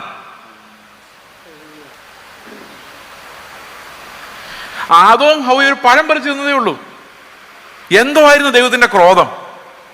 ഈ പഴയ നിയമത്തിൽ നമ്മൾ വായിച്ചു നോക്കുമ്പോൾ ചെറിയ പാപങ്ങൾ പോലും വളരെ കഠിനമായി ശിക്ഷിക്കപ്പെടുന്ന നമുക്ക് കാണാം. അപ്പൊ നമ്മുടെ അവസ്ഥ എന്തായിരിക്കും ശരിക്കും പറഞ്ഞാൽ? ഹൃദയത്തിലുള്ള ഒരു കയ്പ്, ആരോടെങ്കിലും ക്ഷമിക്കാതെ ഇരിക്കുന്ന ഒരൊറ്റ പോയിന്റ് മതി നമ്മൾ നരകത്തിൽ പോകാൻ. അപ്പൊ സ്വർഗത്തിൽ പോകുന്ന ധൈര്യമുള്ളവരൊക്കെ ഒന്ന് കൈവക്കി പോവോ? 100% ഉറപ്പാണോ? അങ്ങനെ ചോദിക്കുമ്പോഴുള്ള പ്രശ്നം. ഓക്കെ, അപ്പൊ പിന്നെ എന്ത് ചെയ്യും? എല്ലാവരുടെയും വായടഞ്ഞു, എല്ലാവരും ഒരുപോലെ ഭാവികളായി മാറി. അടുത്ത വാക്യം വായിച്ചേ, 20. അവന്റെ നിത്യശക്തിയോ? അല്ല, 3:20. അതുകൊണ്ട് ന്യായപ്രമാണത്തിന്റെ പ്രവൃത്തികളാൽ ഒരു ജഡവും അവന്റെ സന്നിധിയിൽ നീതീകരിക്കപ്പെടുകയില്ല. ന്യായപ്രമാണത്താൽ പാപത്തിന്റെ പരിജ്ഞാനം അത്രേ വരുന്നത്. അടുത്ത വാക്യം കൂടെ വായിച്ചു, നമുക്ക് ഒന്നിച്ചങ്ങ് പറയാം, സമയം കുറവുണ്ട്. ഇപ്പോഴോ ദൈവത്തിന്റെ നീതി വിശ്വസിക്കുന്ന എല്ലാവർക്കും യേശുക്രിസ്തുവിലെ വിശ്വാസത്താലുള്ള ദൈവനീതി തന്നെ ന്യായപ്രമാണം കൂടാതെ വെളിപ്പെട്ടു വന്നിരിക്കുന്നു. അപ്പോ ഇവിടെ ഒരു വലിയ രസകരമായ ഒരു കാര്യമുണ്ട്. കർത്താവ് നമ്മോട് കൽപ്പിച്ചതൊക്കെയും പ്രമാണിപ്പാൻ ന്യായപ്രമാണത്തിലൂടെ ഉള്ളൊരു നീതി പോരാ, പിന്നെയോ വേറൊരു നീതി ന്യായപ്രമാണം കൂടാതെ വെളിപ്പെട്ട് വരണം. ശരിയാണോ? മനസ്സിലായോ? അപ്പൊ ന്യായപ്രമാണത്താൽ എന്തുകൊണ്ടൊരു മനുഷ്യൻ നീതിമാനാകാത്തത് എന്ന് ഞാൻ കാണിച്ചു തരാം. ഒരു ചെറിയൊരു എക്സാമ്പിൾ വഴി കാണിച്ചു തരാം. ഒരപ്പന് 2 മക്കളുണ്ടെന്നിരിക്കട്ടെ. അതിലൊരു മകൻ, ഇളയ മകൻ വിചാരിച്ചോ, ഭയങ്കര ദുഷ്ടനും അനുസരിക്കാത്തവനും ധിക്കാരിയുമാണെന്ന് വിചാരിച്ചോ. മൂത്ത മകൻ ഭയങ്കര അനുസരണമുള്ളവനാണെന്ന് ചിന്തിച്ചോ. ഓക്കെ. അപ്പോൾ ഒരു ദിവസം ഈ അപ്പൻ വന്ന് ഇളയ മകനോട് പറയാണ്, നീ ഈ വീടെല്ലാം ഒന്ന് അടിച്ചു വാരി ക്ലീൻ ആക്കി ഇടണം. അപ്പോൾ ഇളയ മോൻ ഭയങ്കര ധിക്കാരിയാന്ന് ഞാൻ പറഞ്ഞല്ലോ. ആ മറുപടി പറഞ്ഞാൽ എനിക്ക് സൗകര്യമില്ല, എനിക്ക് വേറെ പണിയുണ്ട്. അപ്പനോട് പറഞ്ഞാണ്. അപ്പം പറഞ്ഞു, നീ ഇത് അടിച്ചു വാരി ഇടുവാണെങ്കിൽ നിനക്കൊരു ചോക്ലേറ്റ് വാങ്ങിച്ചു തരാം. അപ്പോൾ മോൻ പറഞ്ഞു, എനിക്ക് നിങ്ങളുടെ ചോക്ലേറ്റ് ഒന്നും വേണ്ട. അവൻ അടിച്ചു മാറ്റിയ പൈസ കൊണ്ട് ഇഷ്ടം പോലെ മേടിച്ചു വെച്ചിട്ടുണ്ട്, കഴിച്ചിട്ടുമുണ്ട്.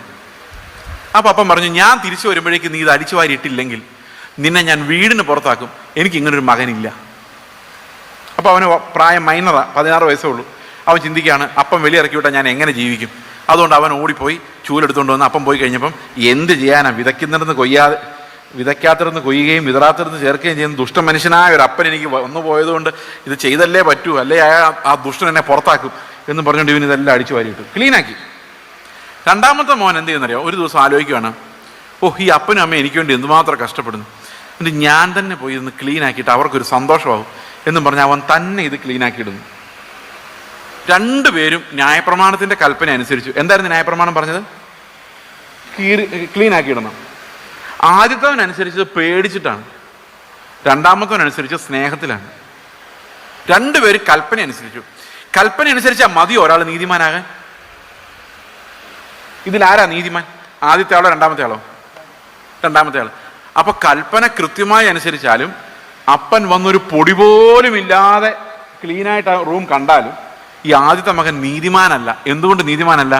അവന്റെ ഹൃദയത്തിലേക്ക് ദൈവം നോക്കുമ്പോൾ അവനെ ഭയമാണ് ഇതെല്ലാം ചെയ്യിപ്പിച്ചത്. മനസ്സിലാകുന്നുണ്ടോ? അവന്റെ ദുഷ്ട ഹൃദയത്തിൽ നിന്നാണ് എന്ത് വന്നിരിക്കുന്നത്? അവിശ്വാസമുള്ള ദുഷ്ട ഹൃദയം കൊണ്ടും നമുക്ക് എന്ത് ചെയ്യാം? ഈ പ്രമാണങ്ങളെല്ലാം അനുസരിക്കാം.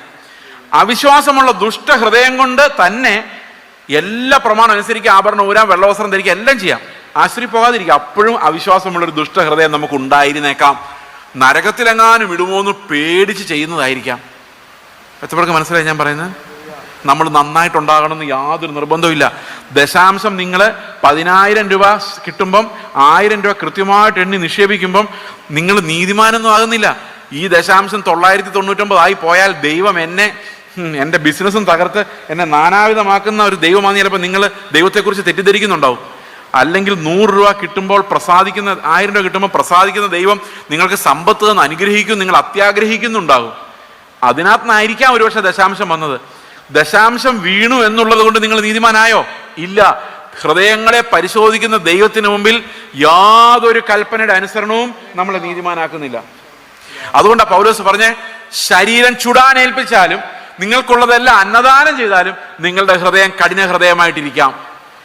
നിങ്ങൾ ലോകമെമ്പാടും മിഷണറി വർക്ക് ചെയ്താലും നിങ്ങൾ തിരിച്ചു വരുമ്പോൾ നിങ്ങളുടെ ഹൃദയം, നിങ്ങളാരും പോയിട്ടില്ലല്ലോ, ഞാൻ പോയിട്ട് വന്നാന്നുള്ള ഗമ ഉണ്ടാകാം. നമ്മുടെ ഹൃദയത്തിൽ അത്രയും ഈവിൽ ഒളിഞ്ഞിരിക്കുമ്പോൾ ഇത് മറച്ചു വെക്കാൻ മാത്രമാണ് ഈ കൽപ്പനകളുടെ അനുസരണം കൊണ്ട് നടക്കുന്നതെന്നാണ് പൗലോസ് പറയുന്നത്. ഇത് ഭയങ്കര വിപ്ലവകരമായൊരു പഠിപ്പിക്കലാണ്, അല്ലേ? ശരിയല്ലേ? അതായത് കൽപ്പനകളുടെ അനുസരണത്താൽ ആരും നീതിമാൻ ആകുന്നില്ല. ഉദാഹരണത്തിന് നമ്മൾ ഹെൽമെറ്റ് വെച്ചോണ്ടല്ലേ ഇപ്പൊ പോകുന്ന എല്ലാവരും അല്ലേ? എന്തുകൊണ്ടാ? ഹെൽമെറ്റിനോട് സ്നേഹമുള്ളതുകൊണ്ടാണോ? ആണോ? ഇത് വെച്ചോണ്ട് പോയ തല പൊട്ടിത്തെറിക്കുന്നു പേടിച്ചിട്ടാണോ? അതുപോലും അല്ല. അവിടെ ക്യാമറ ഇരിപ്പുണ്ടെന്ന് പേടിച്ചിട്ടല്ലേ, വഴി പോലീസുകാരുണ്ടെന്ന് ചിന്തിച്ചുകൊണ്ട് മാത്രമാണ്. നീതിമാനായോണ്ടാണോ വെക്കുന്നേ? അല്ല, അവൻ പോട്ടെ, അവൻ്റെ കയ്യിൽ 500 രൂപ കൊടുക്കണ്ടെന്ന് വിചാരിച്ചുകൊണ്ടാണ്. അപ്പൊ ഈ കൽപ്പനകൾക്കൊന്നും നമ്മൾ എന്ത് ചെയ്യാൻ പറ്റുന്നില്ല. സീറ്റ് ബെൽറ്റ് ഇടുന്ന എന്തിനാ? One way. ഇതെല്ലാം ഫൈൻ പേടിച്ചു, ആൾക്കാരെ പേടിച്ചു, അല്ല, നമ്മൾ നന്നായതുകൊണ്ടല്ല. സത്യമാണോ ഞാൻ പറയുന്നത്? എനിക്കറിയത്തില്ല, എനിക്ക് ഇരിങ്ങാലക്കുടക്കാരെല്ലാം ഇങ്ങനെയാണെന്ന് എനിക്കറിയാൻ പറ്റില്ല. പക്ഷെ മനുഷ്യന്റെ പൊതു സ്വഭാവം എന്താണ്? നിയമം ഉണ്ടെങ്കിൽ പേടിച്ചവൻ അനുസരിക്കും. അപ്പൊ നിയമം ഒന്നുമില്ലാത്ത ഒരു ഐലൻഡിൽ നമ്മളെ കൊണ്ടുവിട്ട് കഴിഞ്ഞാൽ നമ്മുടെ സ്വഭാവം എന്തായിരിക്കും? അതാണ് നമ്മുടെ ഒറിജിനൽ ദൈവം കാണുന്ന സ്വഭാവം. എത്ര പേർക്ക് മനസ്സിലായത്? ആരും ചോദിക്കാനുമില്ല, പറയാനുമില്ല. അങ്ങനെ ഒരു ഐലൻഡിൽ നിങ്ങൾ ഒറ്റയ്ക്ക് അകപ്പെട്ടാൽ, അല്ലെ നിങ്ങളുടെ 1-2 കൂട്ടുകാരുമായിട്ട് അകപ്പെട്ടാൽ, നിങ്ങൾ ആരും ചോദിക്കാനും പറയാനും നിയമങ്ങളും ഇല്ല, ദൈവവും കാണുന്നില്ലാത്ത ഒരു ഐലൻഡിൽ നിങ്ങളെ കൊണ്ടുവിട്ട് കഴിഞ്ഞാൽ, അല്ലെ ദൈവം കാണുന്നില്ല എന്ന് മനഃപൂർവ്വമായി തീരുമാനിച്ച, അവിടെ എന്ത് നടന്നാലും ഞാൻ മൈൻഡ് ചെയ്യുന്നില്ല എന്ന് ദൈവം പറയുന്ന ഒരു ഐലൻഡിൽ നിങ്ങൾ അകപ്പെട്ട അറിയാം ഒറിജിനൽ സ്വഭാവം എന്താന്ന്. അപ്പോൾ എത്ര കൽപ്പന അനുസരിച്ചാലും, എത്ര വേഷം കെട്ടിയാലും, എത്ര മറ്റുള്ളവരുടെ മുമ്പിൽ അഭിനയിച്ചാലും, ദൈവം നോക്കുന്ന നമ്മുടെ ഹൃദയത്തിന് അകത്തേക്കായതുകൊണ്ട് നമ്മുടെ ഓരോ ചിന്തകളെയും ദൈവത്തിന് അറിയാം. അതുകൊണ്ട് ഒരു പ്രമാണത്തിന്റെ അനുസരണം കൊണ്ടും ഒരു മനുഷ്യൻ ദൈവത്തിന്റെ സന്നിധിയിൽ നീതിമാൻ എന്ന് വരുന്നില്ല. അവരുടെ സകല വായയും കർത്താവ് അടച്ചിരിക്കുന്നു എന്നാണ് ഈ വാക്യം നമ്മളോട് പറയുന്നത്. ന്യായപ്രമാണത്തിന്റെ പ്രവൃത്തികളാൽ ലോകത്തിൽ ഒരു ജഡവും നീതീകരിക്കപ്പെടുന്നില്ല. എന്നിട്ട് കർത്താവ് എന്ത് ചെയ്യുന്നറിയാം? കർത്താവ് ഒരൊറ്റ പണിയാണ് ചെയ്തത്, നമ്മുടെ അകം അങ്ങ് മാറ്റുമായിരുന്നു. ഈ മിഷണറിമാർ എങ്ങനെ ഉണ്ടാവുന്നെന്ന് കേട്ടോ. എങ്ങനെ മിഷണറി, നമ്മുടെ പിള്ളേർ മിഷണറിമാരായിട്ട് പോകണമെന്ന് ആഗ്രഹമുണ്ടോ? എവിടെ? ഞാനൊക്കെ ചെറുപ്പത്തിലെ കത്തോലിക്കരുടെ സ്കൂളിലാണ് ഞാൻ പഠിച്ചത്. ഈ കത്തോലിക്കരുടെ സ്കൂളിൽ പഠിക്കുമ്പോൾ ഒരു പ്രത്യേകതയുണ്ട്. ഞാൻ ഒരുവിധം പഠിക്കുന്ന ആളായിരുന്നു, എനിക്ക് എപ്പോഴും ഫസ്റ്റ് ഒക്കെ കിട്ടുമായിരുന്നു. അതുകൊണ്ട് കന്യാസ്ത്രീകൾ ഗിഫ്റ്റ് തരും. കന്യാസ്ത്രീകൾ ഗിഫ്റ്റ് തരുന്നത് എപ്പോഴും എല്ലാവർക്കും കൊടുക്കുന്ന ക്രിസ്മസ് കാർഡൊക്കെയാണ്. ക്രിസ്മസ് കാർഡ്, പഴയ ക്രിസ്മസ് കാർഡിൻ്റെ പിക്ചറൊക്കെ വെട്ടി അവർ കൊടുക്കുന്നത്. അവർ നല്ല കലാപരമായിട്ട് ചെയ്ത് ഗിഫ്റ്റ് എന്നൊക്കെ എഴുതി കൊടുക്കും. നല്ല രസം അതൊക്കെ വാങ്ങിക്കാൻ. എനിക്ക് തരുന്നത് എന്നാണെന്നറിയോ? എന്താണെന്നറിയാൻ മേല, ഞാൻ കത്തോലിക്കനല്ല എന്നവർക്ക് അറിയാവുന്നതുകൊണ്ടായിരിക്കും. ഞാൻ ഓർത്തഡോക്സുകാരനായിരുന്നു. കത്തോലിക്കനല്ലെന്ന് അറിയാവുന്നതുകൊണ്ടായിരിക്കും അവരെനിക്ക് തന്നുകൊണ്ടിരുന്ന മുഴുവൻ ഈ വിശുദ്ധന്മാരുടെ കഥാപുസ്തകങ്ങളാണ്. കൊച്ചുറാണിയുടെ, ഫ്രാൻസിസിൽ അസീസി, ഇങ്ങനെയുള്ള വിശുദ്ധന്മാരുടെ പുസ്തകങ്ങളാണ്. അതിന് 10-15 പേജേ കാണുള്ളൂ. കാർട്ടൂൺ പോലെ ആയിരിക്കും. എനിക്കത് കുറേ കിട്ടിയിട്ടുണ്ട് ആ സമയത്ത്. അപ്പോൾ ഈ വിശുദ്ധന്മാരുടെ കഥയെല്ലാം ഞാൻ വായിച്ചിട്ടുണ്ട്. ഇവരുടെ എല്ലാം കഥകൾ എനിക്കറിയാം ഒരുവിധം. സ്തെഫാനോസിൻ്റെ കഥ, മറ്റേ ഇവരുടെ സെബസ്റ്റ്യാനോസിൻ്റെ കഥ, സെൻറ്റ് ജോർജിൻ്റെ കഥ, ഇതെല്ലാം ഞാൻ വായിച്ചിട്ടുണ്ട് ചെറുപ്പത്തിൽ. പിന്നെ അത് കഴിഞ്ഞ് ഞാൻ ഓർത്തഡോക്സ് ചർച്ച വിഗ്രഹങ്ങളാണെന്ന് പറഞ്ഞുകൊണ്ട് ഞാൻ പെന്തക്കോസ്തി വരുന്നതിന് മുമ്പ് ഒരു 3-4 വർഷം CSIയിലായിരുന്നു. ഞാൻ തന്നെ പോയതാണ്. അവിടെ സൺഡേ സ്കൂളിൽ, അവരുടെ സൺഡേ സ്കൂളിൽ പഠിപ്പിച്ചു. അപ്പം അവിടെ പറയുന്ന മുഴുവൻ മിഷണറിമാരുടെ കഥകളാണ്. മിഷണറിമാരുടെ കഥകൾ. ഈ മിഷണറിമാരുടെ കഥകൾ എന്ന് പറഞ്ഞു കഴിഞ്ഞാൽ വില്യം കേറി ഇന്ത്യയിൽ വന്ന കഥ, അതൊക്കെ അവിടെ വെച്ചൊക്കെ. ഹഡ്സൺ ടൈലറുടെ ചൈന മിഷൻ, നമ്മുടെ ക്രിക്കറ്റ് കളിക്കാരനായ ആളുടെ CT സ്റ്റഡിൻ്റെ ആഫ്രിക്കൻ മിഷൻ, ലോകമെമ്പാടുമുള്ള മിഷണറി അവരുടെ പേര് തന്നെ CMS ചർച്ച് മിഷണറി സൊസൈറ്റി എന്നായിരുന്നു. മിഷണറിമാരാ ഇന്ത്യയിൽ വന്ന് ഇതെല്ലാം ചെയ്ത് പ്രസ് വരെ ഇവിടെ സ്ഥാപിച്ചവരാ മിഷണറിമാരാ. അപ്പോൾ ഈ കഥകളാണ് വായിച്ചത്, കേട്ടോണ്ടിരുന്നത്. അപ്പോൾ അന്നത്തെ കാലത്ത് ഇംഗ്ലണ്ടിൽ അപ്പനന്മാർ പ്രാർത്ഥിക്കുമായിരുന്നു, 2 ആൺമക്കളുണ്ടെങ്കിൽ ഒരാൾ മിഷണറിയായും മറ്റേ ആൾ സോൾജിയറായും പോകണമെന്നാണ് അവരുടെ ആഗ്രഹം. 2 പേരും തിരിച്ചു വരുമെന്ന് ഉറപ്പില്ല. 2 ആൺമക്കളുണ്ടെങ്കിൽ ആദ്യത്തെ ആളെ മിഷണറിയായിട്ട് വിടും, അച്ഛനാവാനോ മിഷണറി ആവാനോ വിടും. 2ാമത്തെ ആളെ സോൾജറായിട്ട് വിടും. അങ്ങനെ ആ സാമ്രാജ്യം ഉണ്ടായത്. ഈ സാമ്രാജ്യം ഉണ്ടാക്കാൻ വേണ്ടി അല്ല കേട്ടോ മിഷണറി ആവുന്നത്, അത് വേറെ കാര്യം. അപ്പോൾ ആ ഒരു ബാക്ക്ഗ്രൗണ്ട് ഞാൻ ഈ ചെറുപ്പത്തിലെ പഠിച്ച് നമ്മുടെ ഈ കൂട്ടത്തിലേക്ക് വന്നു കഴിഞ്ഞപ്പോൾ എന്ത് സംഭവിച്ചെന്ന് അറിയാം? ഇവിടുത്തെ പ്രസംഗം എല്ലാം നേരെ ഓപ്പോസിറ്റായിട്ട് എനിക്ക് തോന്നിയത്. ഇവിടെ വന്ന് ഞാൻ ആദ്യം ചർച്ചിൽ പോയിരിക്കുമ്പം അവിടെ ഒരു പ്രവാചകൻ വന്ന് പറഞ്ഞു, നിന്നെ നിന്ദിച്ചവരുടെ ഇടയിൽ മാനിക്കുന്നു. അപ്പം ഞാൻ ആലോചിച്ചു, കർത്താവിൻ്റെ നിന്ദ ചുമക്കാൻ വേണ്ടി ഇറങ്ങിപ്പോകേണ്ട എന്നെ തിരിച്ചു പിന്നെയും ഈ ലോകത്തിൻ്റെ മാനത്തിൻ്റെ കൂട്ടിനകത്ത് ഇടാൻ പോവാണോ? അപ്പം ഞാൻ അവരോട് ചോദിച്ചു, പെന്തക്കോസ്റ്റിലെ ഹീറോസ് ആരൊക്കെയാണ്? വലിയ ആൾക്കാർ ആരൊക്കെയാണ്? കത്തോലിക്കരോട് ചോദിച്ചു കഴിഞ്ഞാൽ ഒരു സെബസ്ത്യാനോസിൻ്റെ സെൻറ്റ് ജോർജിൻ്റെ കഥ പറയും. നമ്മൾ ചോദിച്ചാൽ ആരുടെ കാര്യം പറഞ്ഞത്? ബെന്നി ഹിൻ, എല്ലാം ഭയങ്കര മുതലാളിമാരാണ്. ഈ മിഷനിൽ ഇറങ്ങുന്നവരും ശുശ്രൂഷ ഇറങ്ങുന്നവരല്ല അവരെ പോലെ ആകാൻ ഇറങ്ങുന്നത്. നമ്മുടെ ശുശ്രൂഷകരെ നോക്കി കഴിഞ്ഞാൽ എല്ലാം ഭയങ്കര മുതലാളിമാരായി മാറി അവസാനിക്കുന്ന നമ്മൾ കാണുന്നത്. അത് പാസ്റ്റർമാരായാലും ലീഡർമാരായാലും, പാസ്റ്റർമാരായിട്ടല്ല, ജോലി ചെയ്തിട്ടല്ല, പാസ്റ്റർമാരായി തന്നെ ശുശ്രൂഷകരായി വളർന്ന് മുതലാളിമാരായി വലിയ വീടുകൾ വെച്ച് അങ്ങനെ സെറ്റിലാവുന്ന നമ്മൾ കാണുന്നത്. അപ്പോൾ ഈ വരുന്ന പിള്ളേരുടെ ആഗ്രഹം എന്താ? അവനേക്കാൾ വലിയ വീട് വെക്കുന്ന എൻ്റെ ഗുരു ഒരു കൈ വീശിയപ്പോൾ 1000 വീണെങ്കിൽ ഞാനത് ഞൊടിക്കുമ്പോൾ 10,000 വീഴുന്ന മിഷണറി ആവണമെന്ന് അവൻ്റെ ആഗ്രഹം. യഥാ ഗുരു തഥാ ശിഷ്യ. യഥാർത്ഥത്തിൽ യഥാ പിതാ തഥോ പുത്ര എന്നാണ് യഥാർത്ഥത്തിൽ. പക്ഷെ നമ്മളിതൊരു അഡ്ജസ്റ്റ്മെന്റ് ചെയ്ത് ഇങ്ങനെ ആക്കിയത്. അപ്പൊ എങ്ങനെയാണ് ഒരു മിഷണറി ഉണ്ടാകുന്നത്? ഇതെല്ലാം ലോകത്തിലേക്ക് സെറ്റിലാകുന്ന കാഴ്ചകളാണ് നമ്മൾ കാണുന്നത്. ഒരു മിഷണറി നമ്മുടെ സഭയിൽ നിന്ന് ഉണ്ടാകുമെങ്കിൽ എങ്ങനെ ഉണ്ടാകും? സ്വപ്നങ്ങളില്ലാത്ത, ലോകത്തിൽ ഒരു സ്വപ്നവും ഇല്ലാത്തൊരു മിഷണറി ഉണ്ടാകുമോ? വേണ്ട. ലോകത്തിൽ ഒരു സ്വപ്നവുമില്ലാത്ത, ഒരു വീട് വെച്ച് താമസിക്കണം, സെറ്റിൽ ആവണം എന്ന് ആഗ്രഹമില്ലാത്തൊരു പാസ്റ്റർ ഉണ്ടാവുമോ? പൗലോസ് പറഞ്ഞ പോലെ പാനീയാഗമായി ഞാൻ അർപ്പിക്കപ്പെടുന്നു എന്ന് പറയാൻ പറ്റുന്ന ശുശ്രൂഷകരുണ്ടാകുമോ? നമ്മുടെ സഭയിൽ ഉണ്ടാകുമോ?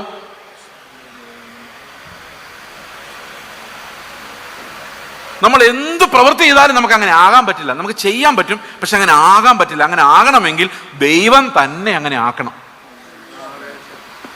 ഇവിടെയാണ് ഞാനിത് സമ്മറൈസ് ചെയ്യാൻ ആഗ്രഹിക്കുന്നത്. അതായത് ദൈവം നമ്മളെ അങ്ങനെ ആക്കുന്നില്ലെങ്കിൽ നമ്മൾ ഇങ്ങനെ തന്നെ ഇരിക്കുകയുള്ളൂ. അപ്പൊ ഒരു സഭ ഉണർത്തുന്നതും മിഷണറിമാരെ വിടുന്നതും ആ സഭയ്ക്ക് കർത്താവിന്റെ വചനത്തിന്റെ ശക്തി ലഭിക്കുന്നതും ദൈവത്തിന്റെ കൃപ കൊണ്ട് മാത്രമാണ്. നമ്മൾ ഇവിടെ ഇരിക്കുന്ന പിള്ളേർക്ക് യേശുവിന്റെ രാജ്യത്തിന് വേണ്ടി മരിക്കുന്നതാണ് നല്ലതെന്ന് തോന്നണമെങ്കിൽ കർത്താവിന്റെ ആത്മാവ് അവരെ നിർബന്ധിക്കാതെ സാധിക്കില്ല.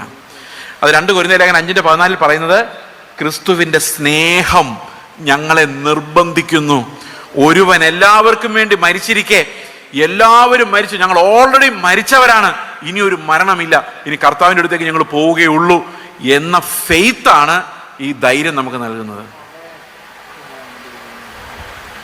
അപ്പൊ നമ്മുടെ സഭയിൽ മിഷണന്മാർ ഉണ്ടാകണമെന്ന് ചോദിച്ചു കഴിഞ്ഞാൽ നമ്മുടെ സ്റ്റാൻഡേർഡ് മറുപടി, ഉണ്ടാവണം ബ്രദറെ, എൻ്റെ മക്കൾ എവിടെയെങ്കിലും സെറ്റിലായി കണ്ടാൽ മതിയായിരുന്നു. ഇവർക്ക് അവരുടെ മക്കൾ പോകുന്ന വലിയ താല്പര്യമില്ല, ബാക്കിയുള്ള പിള്ളേർ പോവുകയാണെങ്കിൽ സന്തോഷം. പിന്നെ വേറൊരു കുഴപ്പം കൂടെ ഉണ്ട്. ഞാനൊരു ചെറിയൊരു എക്സാമ്പിൾ പറയാം, എന്തുകൊണ്ടാണ് മിഷണറിമാരുണ്ടാകാത്തത്. അവസാനത്തെ പോയിന്റ്, അതിനുശേഷം മിഷണറിമാർ എങ്ങനെ ഉണ്ടാകുമെന്ന് പറയാം. ഈ മിഷണറിമാരെന്ന് പറയുന്നത് ഭയങ്കര സാമ്പത്തിക ബാധ്യതയാണ്. ഒരു എക്സാമ്പിൾ ഞാൻ പറയാം. ഇപ്പം ഞങ്ങളുടെ ചർച്ചിലൊരു മിഷണറി ഫാമിലി, അദ്ദേഹം കാനഡയിൽ ജോലി ചെയ്തുകൊണ്ടിരുന്ന ആളാണ്. ഈ കാനഡയിൽ ജോലി ചെയ്തുകൊണ്ടിരുന്ന ആൾ ഒരു 3-3.5 ലക്ഷം രൂപ സാലറി, ഭാര്യയും അപ്പം അങ്ങനെ ആയിരിക്കും, അവിടെയുള്ള ആരെങ്കിലും കല്യാണം കഴിക്കും, ഓൾറെഡി സെറ്റിൽഡ് ആയ ആൾക്കാരെ കല്യാണം കഴിക്കുകയാണെങ്കിൽ അവിടെ ഈ ഒരു ജോലി എല്ലാം കൂടെ കൂട്ടി 7 ലക്ഷം രൂപ സാലറി. ദശാംശം എത്ര കിട്ടും സഭയിൽ? പെട്ടെന്ന് പറയണം, ഈ ദശാംശത്തിൻ്റെ കണക്ക് നമ്മൾ പെട്ടെന്ന് പറയണം, അതാണ് നമുക്ക് ആകെ അറിയാവുന്ന കണക്ക്. നമ്മൾ A+B ഒന്നും അറിഞ്ഞില്ലെങ്കിൽ ഇത് അറിഞ്ഞിരിക്കണം. 7 ലക്ഷത്തിന് ദശാംശം എത്ര കിട്ടും? 70,000. ഈ 70,000 രൂപ ഒറ്റയടിക്കങ്ങ് പോയി, മാസം അങ്ങ് പോയി. അത് മാത്രമോ, ഇനി അവരവിടെ ചെലവ് കഴിയണമെങ്കിൽ നമ്മൾ 70,000 എവിടെ നിന്നെങ്കിലും റേസ് ചെയ്ത് അവർക്ക് അങ്ങോട്ട് കൊടുക്കണം. അപ്പൊ മൊത്തം നഷ്ടം എത്രയാ? 1,40,000 രൂപ ഇരിക്കേണ്ട സ്ഥലത്തില്ല ഇപ്പൊ. അപ്പൊ നമ്മൾ എങ്ങനെ കെട്ടിടം പണിയും, എങ്ങനെ കൺവെൻഷൻ നടത്തും, എങ്ങനെ പ്രസംഗകർ വന്ന എന്താ റേറ്റ്, അവർക്ക് പൈസ കൊടുക്കണ്ടേ? ഇതെല്ലാം കൂടെ നടക്കണമെങ്കിൽ ഒന്നുകിൽ നമുക്ക് ആകെ വിടാൻ പറ്റുന്ന എന്തേ ഉള്ളൂ, 10 മിഷണറിമാർ ഞങ്ങളുടെ ചർച്ചയിൽ നിന്ന് പോകുന്നുണ്ട്. എന്തായിരിക്കും ബാധ്യത? അവരെല്ലാം പോകാതിരുന്നെങ്കിൽ ഇവരിൽ മിക്കവാറും നല്ലപോലെ വിദ്യാഭ്യാസം ലഭിച്ച നല്ല ജോലി ചെയ്തുകൊണ്ടിരുന്ന ആൾക്കാർ, അവരുടെ എല്ലാം ദശാംശം കിട്ടിയാൽ ഞങ്ങൾ വലിയ ചർച്ച പണിതേനെ. അപ്പം ഞങ്ങളുടെ ചർച്ച തീരുമാനിച്ചു, ബിൽഡിങ് പണിയുന്നില്ല, ശുശ്രൂഷകരായ ഞങ്ങളൊന്നും കൈപ്പറ്റുന്നില്ല, എന്തു വന്നാലും ആദ്യത്തെ പ്രയോറിറ്റി മിഷൻ. ഭയങ്കര നഷ്ടമാണ്. അതുകൊണ്ടും കൂടെ സഭ ഇതിനിറങ്ങിത്തിരിക്കാത്തത്. കാശ് എവിടെ നിന്ന് വരും? പ്രിയ സഹോദരങ്ങളെ, സഭ കർത്താവിൻ്റെ മുമ്പിലാണ് ജീവിക്കുന്നതെങ്കിൽ കാശ് തന്നെ വരും. അപ്പോൾ ശരിക്കും മിഷണറിമാരെ പറഞ്ഞു. ഇനി അതേ സമയത്ത് 10ാം ക്ലാസ് 4 പ്രാവശ്യം എഴുതിയിട്ടും പാസ്സാകാത്ത ഒരാൾ മിഷണറി ആയിട്ട് പോകണമെങ്കിലോ നമുക്ക് സന്തോഷമുള്ളൂ. കാരണം എന്താണെന്ന് വെച്ച് കഴിഞ്ഞാൽ അവനെ കൊണ്ട് വലിയ ആദായം എന്തായാലും. പിന്നെ ഈ ദൂരദേശത്തൊന്നും പോകാതെ നോർത്ത് ഇന്ത്യയിലോട്ട് പോകുകയാണെങ്കിൽ 3,000-4,000 രൂപ മാസം തോറും അയച്ചു കൊടുത്താൽ മതി നമ്മുടെ ചിന്ത. അപ്പം നിങ്ങൾ 3,000 രൂപ ജീവിക്കുമെന്ന് വെച്ച് കഴിഞ്ഞാൽ അത് പറ്റില്ല, ഞങ്ങൾക്ക് ഒത്തിരി. അപ്പം അവരതൊക്കെ അഡ്ജസ്റ്റ് ചെയ്ത് മിഷണറിമാരല്ലേ, മനസ്സിലായോ? ഇതാണ് തോട്ട് തിങ്കിങ്. അപ്പം ശരിക്കും പറഞ്ഞു കഴിഞ്ഞാൽ നഷ്ടക്കച്ചവടമാണ് സഹോദരങ്ങളെ. ഒരു പള്ളിയും ഇപ്പോൾ ഇതേ ചർച്ചുകളൊക്കെ എത്ര ആഡംബരമായിട്ട് പണിയുന്നത്. കത്തോലിക്ക പള്ളി തോറ്റു പോകുന്നല്ലേ നമ്മുടെ പള്ളികൾ പണിയുന്നത്. അതിൻ്റെ ഒരു ഫ്രെയിം അടിക്കുന്ന പൈസ മതി ഒരു മിഷണറിക്ക് 1 മാസം സപ്പോർട്ട് ചെയ്യാൻ. എന്നിട്ട് നമ്മളിങ്ങനെ നോക്കിയിരുന്ന് കാണും, എത്ര മനോഹരമായ പണി, എന്ത് നല്ല കല്ലുകൾ. ഇപ്പം കർത്താവ് പറയും, കല്ലിന്മേൽ കല്ല് ശേഷിക്കാതെ നശിച്ചു പോകും, ഞാൻ വരാൻ പോവാണ്. കർത്താവ് വരാൻ പോവാന്ന് പറഞ്ഞ് വന്നാ വരും എന്ന് പറയാം, ഇനി പോയാ പോയി എന്ന് പറയാം. നമ്മുടെ കാര്യം ഡീസൻ്റായിട്ട് നടക്കട്ടെ, നാട്ടുകാർ നോക്കുമ്പോൾ നമ്മളെ മാനിക്കണ്ടേ? പ്രിയ സഹോദരങ്ങളെ, ഈ മതപരമായ കൺസ്ട്രക്ഷൻസ് എന്ന് പറയുന്ന സ്വപ്നം നമുക്ക് ഇല്ലാതായി പോകണം. ഇതൊരു ഭയങ്കര, നമ്മൾ ഈ പണം മുഴുവൻ വന്ന് നിറയുന്ന ഏതെങ്കിലും ഒരു കെട്ടിടം പണിത് കോൺക്രീറ്റിനകത്തും ഇഷ്ടികയ്ക്കകത്തും എത്രയോ ജീവനുള്ള ആൾക്കാരെ പിടിച്ചുകൊണ്ട് വരേണ്ടതാണ്. അപ്പോൾ മിഷൻ എന്ന് പറയുന്നതിൻ്റെ ഏറ്റവും വലിയ ചലഞ്ച് എന്ന് പറയുന്നത് ഇതൊരു അൺഎക്കണമിക്കൽ പരിപാടിയായിട്ട് നമ്മുടെ ബുദ്ധിയുള്ള സഭകൾ അത് കണ്ടെത്തി കഴിഞ്ഞു എന്നുള്ളതാണ്. ഞങ്ങളുടെ മിഷണറിമാരായിട്ട് പോകാൻ ഒരു സഹോദരൻ ചെന്ന ഒരു പാസ്റ്ററോട് ചോദിച്ചു, ഞാൻ മിഷണറി ആയിട്ട് പോകാൻ എനിക്ക് വിഷനുണ്ട്. ഉടനെ പാസ്റ്റർ പറയാനേ, എനിക്ക് വിഷനില്ല. അങ്ങനെ പുള്ളി പറഞ്ഞു, പാസ്റ്റർ വരണ്ട. അങ്ങനെ പാസ്റ്റർ പറയും, നിന്നെ വിടാനുള്ള വിഷനും എനിക്കില്ലെന്ന്. എന്ത് ചെയ്യും? എനിക്ക് കിട്ടാത്ത വിഷൻ നിനക്ക് വേണ്ട. പാസ്റ്റർ ഉപദേശിക്കുന്ന അവൻ അവിടെ നിന്ന് ചാടിപ്പോയ ചർച്ചിൽ നിന്ന്. പ്രിയ സഹോദരങ്ങളെ, ഇത് ചർച്ചിന് എന്ത് ചെയ്യാൻ പറ്റുമെന്നും നമ്മൾ എങ്ങനെ മിഷണറിമാരാകും എന്നുള്ള ആ ഭാഗത്തേക്ക് നമുക്ക് വരാം. ഓക്കെ, കർത്താവിൻ്റെ കൽപ്പനകൾ ഭയങ്കര ടഫാന്ന് ഞാൻ നിങ്ങളോട് പറഞ്ഞു. ഇത് പഠിപ്പിക്കാനും പാടാണ്, പഠിക്കാനും പാടാണ്. അതിൻ്റെ ടേസ്റ്റ് ഏറ്റവും കൂടുതൽ അറിഞ്ഞത് ഒരു ധനവാനായ മനുഷ്യനാണ്. ഒരു ധനവാനായ മനുഷ്യൻ ഒരു യേശുവിനെ കാണാൻ വന്നു. അവൻ എങ്ങനെയെങ്കിലും ദൈവരാജ്യത്തിൽ കയറണം എന്ന് ആഗ്രഹം ഉണ്ടായിരുന്നു. അപ്പൊ കർത്താവിനോട് ചോദിച്ചു, ഞാൻ ദൈവരാജ്യത്തിൽ കയറാൻ എന്താ ചെയ്യേണ്ടത്? ഈ ദൈവരാജ്യം എന്ന് പറഞ്ഞാൽ നിസ്സാരമായ ഒരു കാര്യമല്ല. ദൈവമാണ് അവിടെ രാജാവ്. ഈ ദൈവം രാജാവാകുമെന്ന് പറയുമ്പോൾ നമ്മൾ ചിന്തിക്കും, ഓ അത് ദൈവം രാജാവാണെങ്കിൽ നമ്മൾ രാജാവിനെ പോലെ ജീവിക്കും, അങ്ങനെയൊക്കെ പറയുന്ന ആൾക്കാരുണ്ട്. ഇതല്ല പരിപാടി. ദൈവം രാജാവായി മാറിയാൽ, എൻ്റെ രാജാവായി മാറിയാൽ പിന്നെ എനിക്ക് എൻ്റെ ഇഷ്ടങ്ങളൊന്നും നടക്കൂല എന്നുള്ളതാണ് എൻ്റെ പ്രശ്നം. അതാണ് എൻ്റെ പ്രശ്നം. അതായത് രാജാവിൻ്റെ ഹിതമേ നടക്കൂ, രാജകൽപ്പനകളാ പിന്നെ വരുന്ന മുഴുവൻ. നീ പോടാ എന്ന് പറഞ്ഞാൽ ഞാൻ പോകും, വാടാ എന്ന് പറഞ്ഞാൽ വരും. കാരണം ആരാ പറയുന്നത്? രാജകൽപ്പന. അതാണ് ദൈവരാജ്യം നമ്മളിലേക്ക് വന്നാലുള്ള പ്രത്യേകത. നമ്മൾ നമ്മുടെ രാജ്യം എങ്ങനെയും സ്ഥാപിക്കാൻ നടക്കുമ്പോഴാണ് അതിനുവേണ്ടി ദൈവത്തെ നമ്മുടെ വിശാലമായ വഴിയിലോട്ട് കൊണ്ടുവരാൻ നമ്മൾ ശ്രമിക്കുന്നത്. നമ്മുടെ ബിസിനസ്സിനകത്തേക്ക് ഇറങ്ങി വരുന്ന ദൈവം. കേട്ടിട്ടില്ലേ? അപ്പൊ ദൈവത്തിന്റെ വഴിയിലോ ഞാൻ പോവല്ല, എൻ്റെ വഴിയിലേക്ക് ദൈവത്തെ എങ്ങനെയെങ്കിലും. മീൻ പിടിക്കാൻ പോയ ശിഷ്യന്മാര് രാത്രി മുഴുവൻ മീൻ പിടിച്ചിട്ട് ഒന്നും കിട്ടാതെ പിറ്റേ ദിവസം കർത്താവ് അവരുടെ അടുത്ത് വന്നിട്ട് ചോദിച്ചു, ഒന്നും കിട്ടിയില്ല മക്കളെ. പത്രോസ് പറഞ്ഞ്, രാത്രി മുഴുവൻ ഞങ്ങൾ വല വീശി, ഒരു വകയും കിട്ടിയില്ല. ഈ ഗലിലക്കടലിലെങ്ങും ഒരു വകയില്ല. അപ്പൊ കർത്താവ് പറഞ്ഞു, ആഴത്തിലേക്ക് നീക്കി വല വീശിക്കോ. വല വീശിയപ്പോൾ പെരുത്ത മീൻകൂട്ടം വലയിൽ കയറി. അപ്പൊ പ്രസംഗം എന്താണെന്നറിയോ? നിന്റെ പടകിൽ യേശു ഉണ്ടെങ്കിൽ നിന്റെ ഫിഷ് ബിസിനസ് ഇതോടെ അനുഗ്രഹിക്കപ്പെടും. അപ്പൊ അനുഗ്രഹിക്കപ്പെട്ട് 100 അയല കിട്ടിയാൽ 10 അയല കർത്താവിന് കൊടുത്താൽ കർത്താവ് പിന്നെ നിങ്ങളുടെ ബിസിനസ്സിൽ പങ്കാളിയാവും. പിറ്റേ ദിവസം മീൻ പിടിക്കുമ്പം കർത്താവ് പിന്നെ വരും. എന്താ കാരണം? ഇന്നലെ കിട്ടിയ 10 അയല. ഈ കർത്താവിനെ നമുക്ക് പരിചയം, ഈ കർത്താവിനെ ഭയങ്കര പരിചയമാണ്. ഇന്ന് പ്രസംഗിക്കുന്ന മുഴുവൻ ഇതല്ലേ, നിങ്ങളുടെ ബിസിനസ്സിലേക്ക് ഇറങ്ങി വരുന്ന ദൈവം. അപ്പം കർത്താവിനെ ദശാംശം കൊടുത്ത് പ്രസാദിപ്പിച്ചാൽ വീണ്ടും കർത്താവ് വരും. അപ്പൊ പത്രോസ് ശരിക്കും കർത്താവിനോട് പറയേണ്ടത് എന്തായിരുന്നു? കർത്താവെ, ഇത്രയും വലിയ മീൻ എൻ്റെ ജീവിതത്തിൽ പിടിച്ചിട്ടില്ല, നാളെ പിടിക്കാൻ പോകുമ്പോഴും നീ എൻ്റെ കൂടെ വരണം. കറക്റ്റ് സ്ഥലം കാണിച്ചു തന്നാൽ മാത്രം മതി. രാത്രിയുള്ള മീൻപിടുത്തം ഞാൻ അവസാനിപ്പിച്ചു. ഇനി ഓൾ നൈറ്റ് പ്രയറിന് പോവാം. പകൽ മുഴുവൻ ട്രാക്ടറായിട്ട് നടന്നോളാം. ഒറ്റ മീൻപിടുത്തം ഏർലി മോർണിംഗ് നീ എൻ്റെ കൂടെ വന്നാൽ സ്ഥലം സ്പോട്ട് കാണിച്ചു തന്നാൽ മതി. ഞാൻ ഇതിനെല്ലാം പിടിച്ചുകൊണ്ട് വന്നിട്ട് 100 എണ്ണം ഉണ്ടെങ്കിൽ 10 എണ്ണം നിനക്ക് തീർച്ചയായിട്ടും ഞാൻ തന്നിരിക്കും. അങ്ങനെയല്ലേ പത്രോസ് പറയേണ്ടത്? നമ്മുടെ സ്വഭാവമായിരുന്നെങ്കിൽ. അപ്പൊ കർത്താവ് ചോദിക്കും, നീ 10 എണ്ണം തന്നെ തരുമോ അതോ 9 എണ്ണം തന്നിട്ട് പറ്റിക്കുമോ? പറഞ്ഞു, ഇല്ലില്ല, ഞാൻ നിനക്ക് 10 എണ്ണം തരും, എന്നാ ഞാൻ നിന്റെ കൂടെ എല്ലാ ദിവസവും വന്നേക്കാം. ഈ കർത്താവിനെയല്ലേ നമുക്ക് കൂടുതൽ പരിചയം. പക്ഷെ ശിഷ്യന്മാർ അവിടെ വന്നിട്ട് ഈ പത്രോസ് നോക്കിയപ്പം അവിടെയും ഒരു മീൻ പോലും രാത്രി ഇല്ലായിരുന്നു. പത്രോസിനറിയാം, ഒറ്റ കമാൻഡർ അത്രയും മീനുകൾ ഈ വലയിൽ കയറിയെങ്കിൽ അതവിടെ ഇല്ലാതിരുന്ന മീനിനെ കർത്താവ് വിളിച്ചുകൊണ്ട് വന്നാന്നുള്ള കാര്യം പത്രോസിന് മനസ്സിലായി. പത്രോസ് മീനിനെ പിന്നെ നോക്കിയതേ ഇല്ല. വല കീറുമില്ല, അവൻ്റെ പ്രശ്നമല്ലായിരുന്നു. അവൻ എവിടെ കൊണ്ട് വിറ്റു, എത്ര കിട്ടിയോ ഒന്നും നോക്കിയില്ല. ഉള്ളതെല്ലാം അവിടെ വിട്ടു. ഏറ്റവും നല്ല ബിസിനസ് കിട്ടിയ ദിവസം അത് കളഞ്ഞ് നശിപ്പിച്ച് എറിഞ്ഞ് കളഞ്ഞിട്ട് കർത്താവിൻ്റെ കൂടെ പോയി. അതാണ് ദൈവത്തിൻ്റെ രാജ്യം.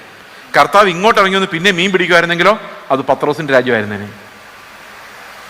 ഈ ഡിഫറൻസ് ഒരു വലിയ ഡിഫറൻസ് ആണ്. നമുക്ക് കർത്താവിനെ വേണമെന്നല്ല, കർത്താവിന് നമ്മളെ വേണം എന്നുള്ളതാണ്. കർത്താവ് നമ്മളെ സ്നേഹിക്കുന്നു, നമ്മളെ ഉപയോഗിക്കാൻ ആഗ്രഹിക്കുന്നു. നമ്മൾ അവന്റെ വഴിക്ക് വരണമെന്നാണ് കർത്താവ് ആഗ്രഹിക്കുന്നത്. അല്ലാതെ നമ്മുടെ വഴിയിലേക്ക് കർത്താവ് വരികയല്ല, അവന്റെ ഇടുക്ക് വഴിയിലേക്ക് നമ്മൾ കയറി പോവുകയാണ്. ഈ പ്രവാചകന്മാർ വന്നിട്ട് നിനക്ക് വിശാലമായി വഴി തുറന്നിരിക്കുന്നു പറയുമ്പോൾ ഏതെങ്കിലും ഒരുത്തൻ പുറകെ ചോദിക്കണ്ടേ, ഇടുക്ക് വഴി എപ്പോൾ തുറക്കുമെന്ന് ചോദിക്കണ്ടേ? ചോദിക്കില്ല. പ്രിയ സഹോദരങ്ങളെ, വലിയ വഞ്ചനയിലാണ് നമ്മുടെ വിശ്വാസ ലോകം അകപ്പെട്ടിരിക്കുന്നത്. യഥാർത്ഥ ക്രിസ്തുവിനെ അല്ലാത്തൊരു ക്രിസ്തുവിനെ ഇവിടെ പ്രസിദ്ധമാക്കിക്കൊണ്ടിരിക്കുന്നു. ഈ തുള്ളലും ബഹളവും, ഇവിടെ ബാംഗ്ലൂർ ഉണർവ്, അവിടെ ഉണർവ്, ഇത് കഴിയുമ്പോൾ ഇവർക്ക് യേശു ക്രിസ്തു എന്നൊരു വാക്കുപോലും പറയാൻ പറ്റത്തില്ല. കഴിഞ്ഞ ദിവസം കേരളത്തിൻ്റെ ഒരു പ്രശസ്തനായ പ്രസംഗം പറഞ്ഞാണ്, ഈ വചനം അധികം പറയുന്നവരെയൊന്നും വിളിപ്പിക്കരുത്, പിന്നെ ആരാധന വെളിപ്പെടൂലെന്ന്. അപ്പൊ അത് എന്ത് ആരാധനയായിരിക്കും അത്? ക്രിസ്തുവിന്റെ വചനം കേൾക്കുമ്പം ആരാധിക്കാൻ പറ്റാതെ തളർന്നു പോകുന്നുണ്ടെങ്കിൽ അത് ഏത് ആത്മാവായിരിക്കും? ഇന്ന് കത്തുന്ന അന്യാഗ്നി, ക്രിസ്തുവില്ലാത്ത വ്യാപാരങ്ങൾ, ക്രിസ്തുവില്ലാത്ത നമ്മൾ രാജാക്കന്മാരായി മാറുന്ന ആത്മീകത, ഇതെല്ലാം നമ്മൾ അകപ്പെട്ടിരിക്കുന്ന വഞ്ചനയാണെന്ന് നമ്മൾ മനസ്സിലാക്കിയിരിക്കണം.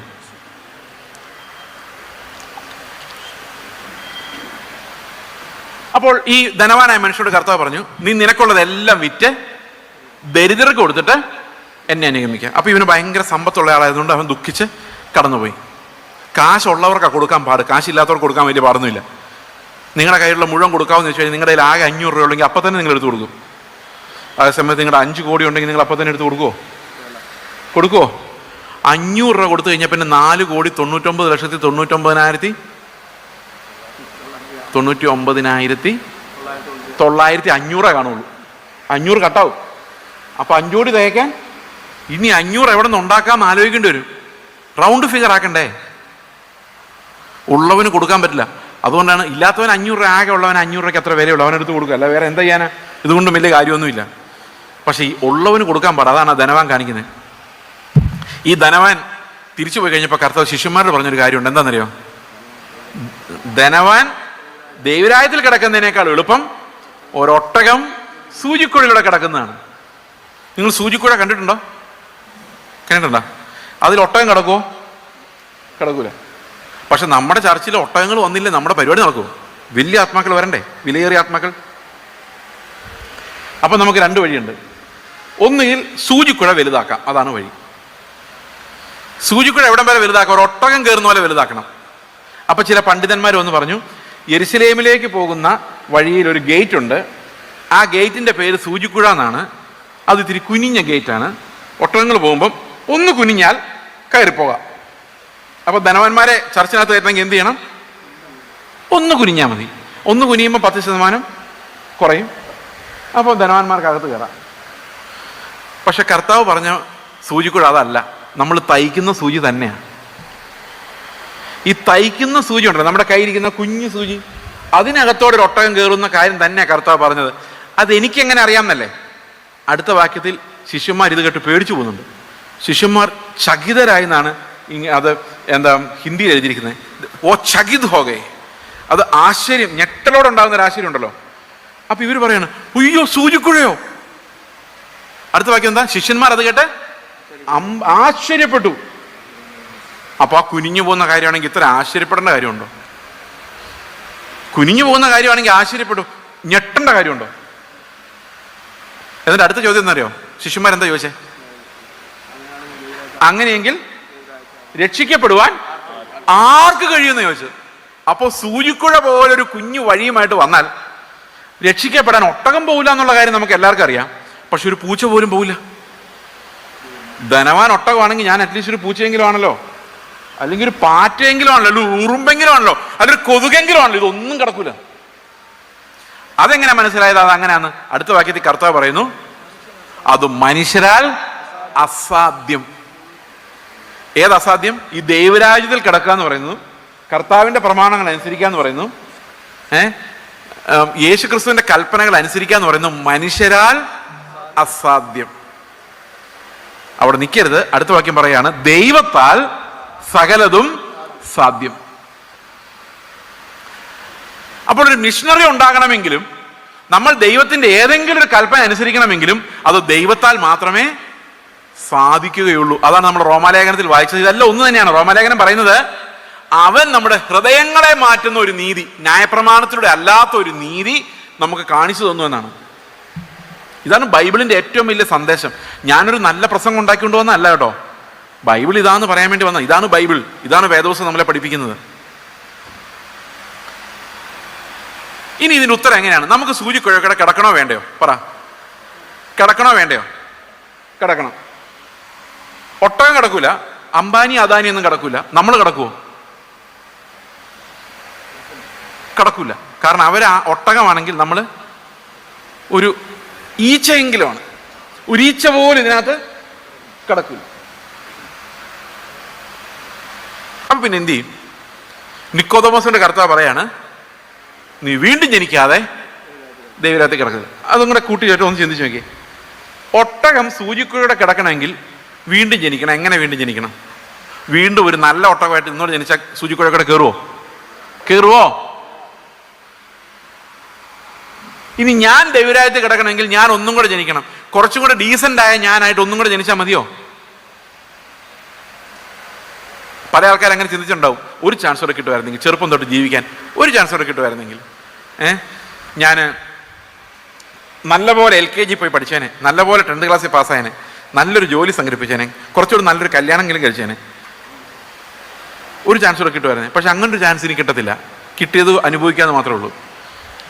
പക്ഷെ ഇവിടെ വേറൊരു ചാൻസ് ഉണ്ട്. ദൈവരാജ്യത്തിൽ പോകാൻ നമുക്ക് വീണ്ടും ജനിക്കാം. പക്ഷെ വീണ്ടും ജനിച്ചാൽ ഒരു കാര്യമുണ്ട്, സൂചിക്കുഴക്കൂടെ കയറുന്ന രീതിയിൽ വേണം വീണ്ടും ജനിക്കാൻ.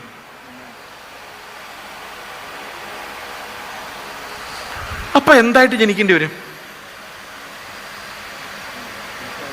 നൂലായിട്ടാ? എൻ്റെ ദൈവമേ, നൂല് നമ്മൾ കടത്താൻ വിടുന്ന പാട്. അത് തന്നെ കടന്നു പോവോ? ഇത് തന്നെ കിടക്കണം. അപ്പൊ അങ്ങനെ വീണ്ടും ജനിക്കണം. അപ്പം ഇതുവരെ ഉണ്ടായിരുന്ന സ്ട്രക്ചറും ഷേപ്പും കൊതിയും മോഹങ്ങളും ലോകത്തെക്കുറിച്ചുള്ള സങ്കല്പങ്ങളും എല്ലാം പൊളിഞ്ഞ് നശിച്ച് നമ്മൾ അതിനകത്തോടെ കയറി പോകുന്ന പോലെ ആണ്. അതെങ്ങനെയാകും? എങ്ങനെയാകും? ആഗ്രഹമുണ്ട് അങ്ങനെ ആകണമെന്ന്. ആ അത്ഭുതമായി ബൈബിൾ മുഴുവൻ പറഞ്ഞേക്കുന്നത്. നിങ്ങൾക്ക് ഇതുവല്ല അറിയാമായിരുന്നോ? 7-ാം വാക്യം വായിച്ച്, 3:7, യോഹന്നാൻ 3:7. യോഹന്നാൻ 3:7 നിക്കോദമോസിനോടുള്ള കോൺവെർസേഷൻ കേൾക്കുമ്പോഴേ യോഹന്നാൻ 3 എടുക്കണം. വായിച്ചേ, വായിച്ചോ. നിങ്ങൾ പുതുതായി ജനിക്കണമെന്ന് ഞാൻ നിന്നോട് പറയുകയിൽ ആശ്ചര്യപ്പെടരുത്. കാറ്റ് ഇഷ്ടമുള്ളവരോട് തൂതുന്നു, അതിന്റെ ശബ്ദം നീ കേൾക്കുന്നുവെങ്കിലും അത് എവിടെ നിന്ന് വരുന്നുവെന്നും എവിടേക്ക് പോകുന്നുവെന്നും അറിയുന്നില്ല. ആത്മാവിനാൽ ജനിച്ചവനെല്ലാം അതുപോലെ ആകുന്നു എന്ന് ഉത്തരം പറഞ്ഞു. അതുപോലെയാകും. ആരെ പോലെയാകും? വായു പോലെയാകും, കാറ്റ് പോലെയാകും. അപ്പൊ നമ്മൾ സൂചിക്കുഴയുടെ കയറണമെങ്കിൽ നമുക്ക് എന്തിന്റെ സ്വഭാവം വേണം? കാറ്റിന്റെ സ്വഭാവം വേണം. എവിടെ നിന്ന് വന്നാലും കുഴപ്പമില്ല, എങ്ങോട്ട് പോയാലും കുഴപ്പമില്ലാത്ത രീതിയിലാകണം.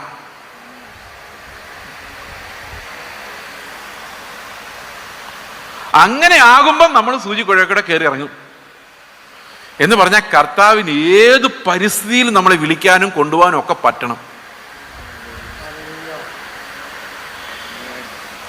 ഈ ലോകത്തിലുള്ള ഖരപദാർത്ഥങ്ങൾക്കെല്ലാം, സോളിഡ് സബ്സ്റ്റൻസസിനെല്ലാം വലിയൊരു ആഗ്രഹമുണ്ട്. ഇത് ഇവിടെ ഇരിക്കുന്ന ഈ കുപ്പി നിങ്ങൾ കാണുന്നുണ്ടോ? എല്ലാവരും ഈ ടേബിളിൽ ഒരു കുപ്പി ഇരിപ്പുണ്ട്. ഈ സൈഡിൽ ഇരിക്കുന്നവർ കാണുന്നില്ലെങ്കിൽ കാണാമല്ലോ അല്ലേ? ഈ കുപ്പിയുടെ ഏറ്റവും വലിയ ആഗ്രഹം എന്താന്ന് പറയാം?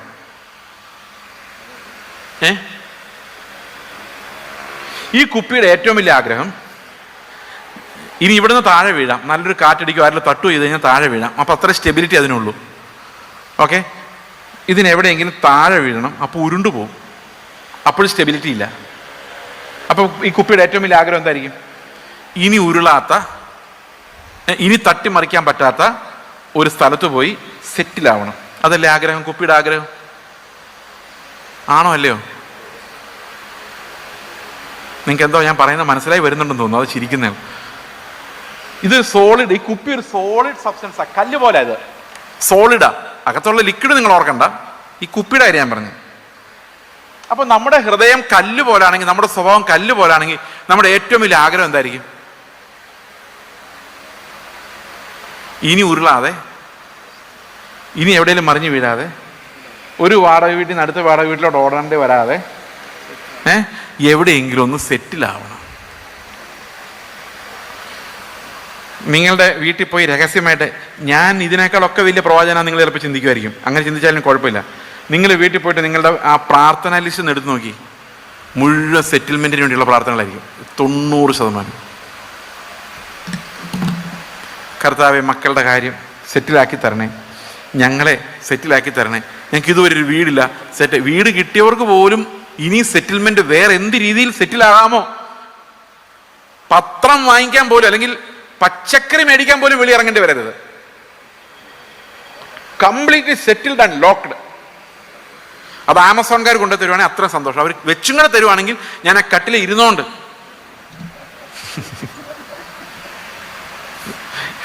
അതാണ് നമ്മുടെ സ്വപ്നം. ശുശ്രൂഷിക്കാൻ പരിപാലകർ, പരിചാരകര്, പിള്ളേരെല്ലാം ഇഷ്ടംപോലെ കാശുമായിട്ട് സെറ്റിൽ. ഇത് നമ്മുടെ ഉള്ളിൽ കിടക്കുന്ന കൊതി. ഇത് എല്ലാവരും വെളി പറയത്തില്ല, ഞാനിപ്പോൾ വെളി പറഞ്ഞതേ ഉള്ളൂ. അങ്ങനെ അവസാനം പിള്ളേരെല്ലാം എവിടെയെങ്കിലും കിട്ടും, അവരൊക്കെ ഇഷ്ടംപോലെ കാശുണ്ടാക്കുന്നു. ഞാനിതാ പുതുതായി പണിത ആ നാട്ടിലെ ഏറ്റവും നല്ല വീട്, അതിൻ്റെ ഫ്രണ്ടിലെ ചാരുകസേരയിൽ കിടന്ന് മനോരമ വായിക്കുന്നു. ഇത്രയും മനോഹരമായ സെറ്റിൽമെൻറ്റ് എവിടെയുണ്ട്? മനോരമ കിടന്നുകൊണ്ട് നിര്യാതരായി കോളം നോക്കുന്നു. എവിടെയെല്ലാം ആരെല്ലാം മരിച്ചു, എൻ്റെ അവസ്ഥ എന്താണെന്ന് ചിന്തിക്കുന്നില്ല. അവിടെ ശവടക്കിന് പോയി, ഇവിടെ ശവടക്കിന് പോയി, ഇങ്ങനെ കാലം കഴിക്കുന്നു. എങ്ങനെയുണ്ട് സെറ്റിൽമെന്റ്? Good idea? കല്ലുപോലെ. കർത്താവ് പറയാണ്, എസെക്കിയേൽ 36:25 തോന്നുന്നു, അതെ 25 പറയുന്നു, ഞാൻ നിങ്ങളുടെ മേൽ നിർമ്മല ജലം തളിക്കും, നിങ്ങൾ ശുദ്ധിയുള്ളവരായി മാറും, നിങ്ങളുടെ വിഗ്രഹങ്ങളെല്ലാം ഞാൻ എടുത്തു മാറ്റി, നിങ്ങളുടെ കല്ലുപോലുള്ള ഹൃദയത്തെ ഞാൻ മാറ്റിയിട്ട് പുതിയൊരു ആത്മാവിനെ തന്ന് ആത്മസ്വഭാവമുള്ളൊരു ഹൃദയം. ഈ ആത്മാവ് എന്നുള്ള വാക്ക് ഗ്രീക്കിൽ ന്യൂമാന്നാ. ന്യൂമ എന്ന് പറഞ്ഞാൽ കാറ്റുന്ന തന്നെ അർത്ഥം. ശരിക്കും പരിശുദ്ധാത്മാവിനെ കുറിച്ച് പറയാൻ വേണ്ടി, ആത്മാവിനെ കുറിച്ച് പറയാൻ വേണ്ടി ഈ ശിഷ്യന്മാരെടുത്ത ശബ്ദം കാറ്റ് എന്നുള്ളതിന്റെ ഗ്രീക്ക് തന്നെയാണ്. അപ്പൊ ഈ കാറ്റ് പോലെ വീശുക നമ്മുടെ മൈൻഡ് അങ്ങനെ ആകുന്നത്. നമ്മൾ ചിലപ്പോൾ ഒരിടത്തും പോകില്ലായിരിക്കും. കർത്താവ് പറയായിരിക്കും നീ ഇവിടെ തന്നെ ഇരുന്നോ, ഓക്കെ, പക്ഷെ നമ്മുടെ മൈൻഡ് കർത്താവിൽ മാത്രം റെസ്റ്റ് ചെയ്യുന്നുള്ളൂ. വേറെ ഒരു സെറ്റിൽമെന്റും ആഗ്രഹിക്കുന്നില്ല. കാരണം കർത്താവ് എന്ത് പറഞ്ഞാലും അതാണ് എൻ്റെ settlement. The safest place in the world is where God keeps us. അതാണ് ഒരു ശിഷ്യൻ എന്ന് പറയുന്ന മിഷണറിമാർ എങ്ങനെ ഉണ്ടാകുന്നത്? അവരും കല്ലുപോലെ ആകാൻ വേണ്ടി പ്രാർത്ഥിച്ചവരാ. ഈ മിഷണറിമാരെല്ലാം കല്ലുപോലെ ആകാൻ വേണ്ടി പ്രാർത്ഥിച്ചുകൊണ്ട് നടന്ന ഒരു കാലത്ത് അവരുടെ കർത്താവ് പറഞ്ഞു, നീ കല്ലുപോലെ ആകാനല്ല, കാറ്റ് പോലെ ആയിക്കും. ഇതാ ജോലി രാജിവെച്ചു, നേരെ ഏതെങ്കിലും സുവിശേഷ ഫീൽഡിലോട്ട് പോയി. തിരിച്ചു വരുമോന്ന് അറിയത്തില്ല. അവര് ഒരു ഇറാഖ് എന്ന് പറയുന്ന ഒരു സ്ഥലത്ത്, ഒരു രാജ്യത്ത് എന്നാൽ ഭയങ്കര അക്രമം നടക്കുന്ന സ്ഥലം, അമേരിക്കയുടെ ബോംബൊക്കെ വന്ന് വീഴുന്ന സമയം. അപ്പോൾ അവിടെ 2-3 മിഷണറിമാർ ഒരു ടീമുണ്ട്. അപ്പോൾ ഈ ടീം ലീഡേഴ്സ് അവരോട് പറഞ്ഞു, അമേരിക്കയുടെ ബോംബ് വന്ന് വീണ് കഴിഞ്ഞപ്പം നിങ്ങൾ എത്രയും പെട്ടെന്ന് അവിടെ നിന്ന് ക്ലിയർ ചെയ്യുക, കാരണം ബോംബുകൾ ഇനിയും ഒരു യുദ്ധം നീണ്ടു നിൽക്കും, പിന്നെ നമുക്ക് പോവാം. അപ്പോൾ ഇവർ പറഞ്ഞെന്നറിയോ, അവരന്ന് ഒരാളെ സ്നാനപ്പെടുത്തിയുള്ളൂ. കുറേ നാളുകൾ കാത്തിരുന്ന് ഒരാളെ സ്നാനപ്പെടുത്തി.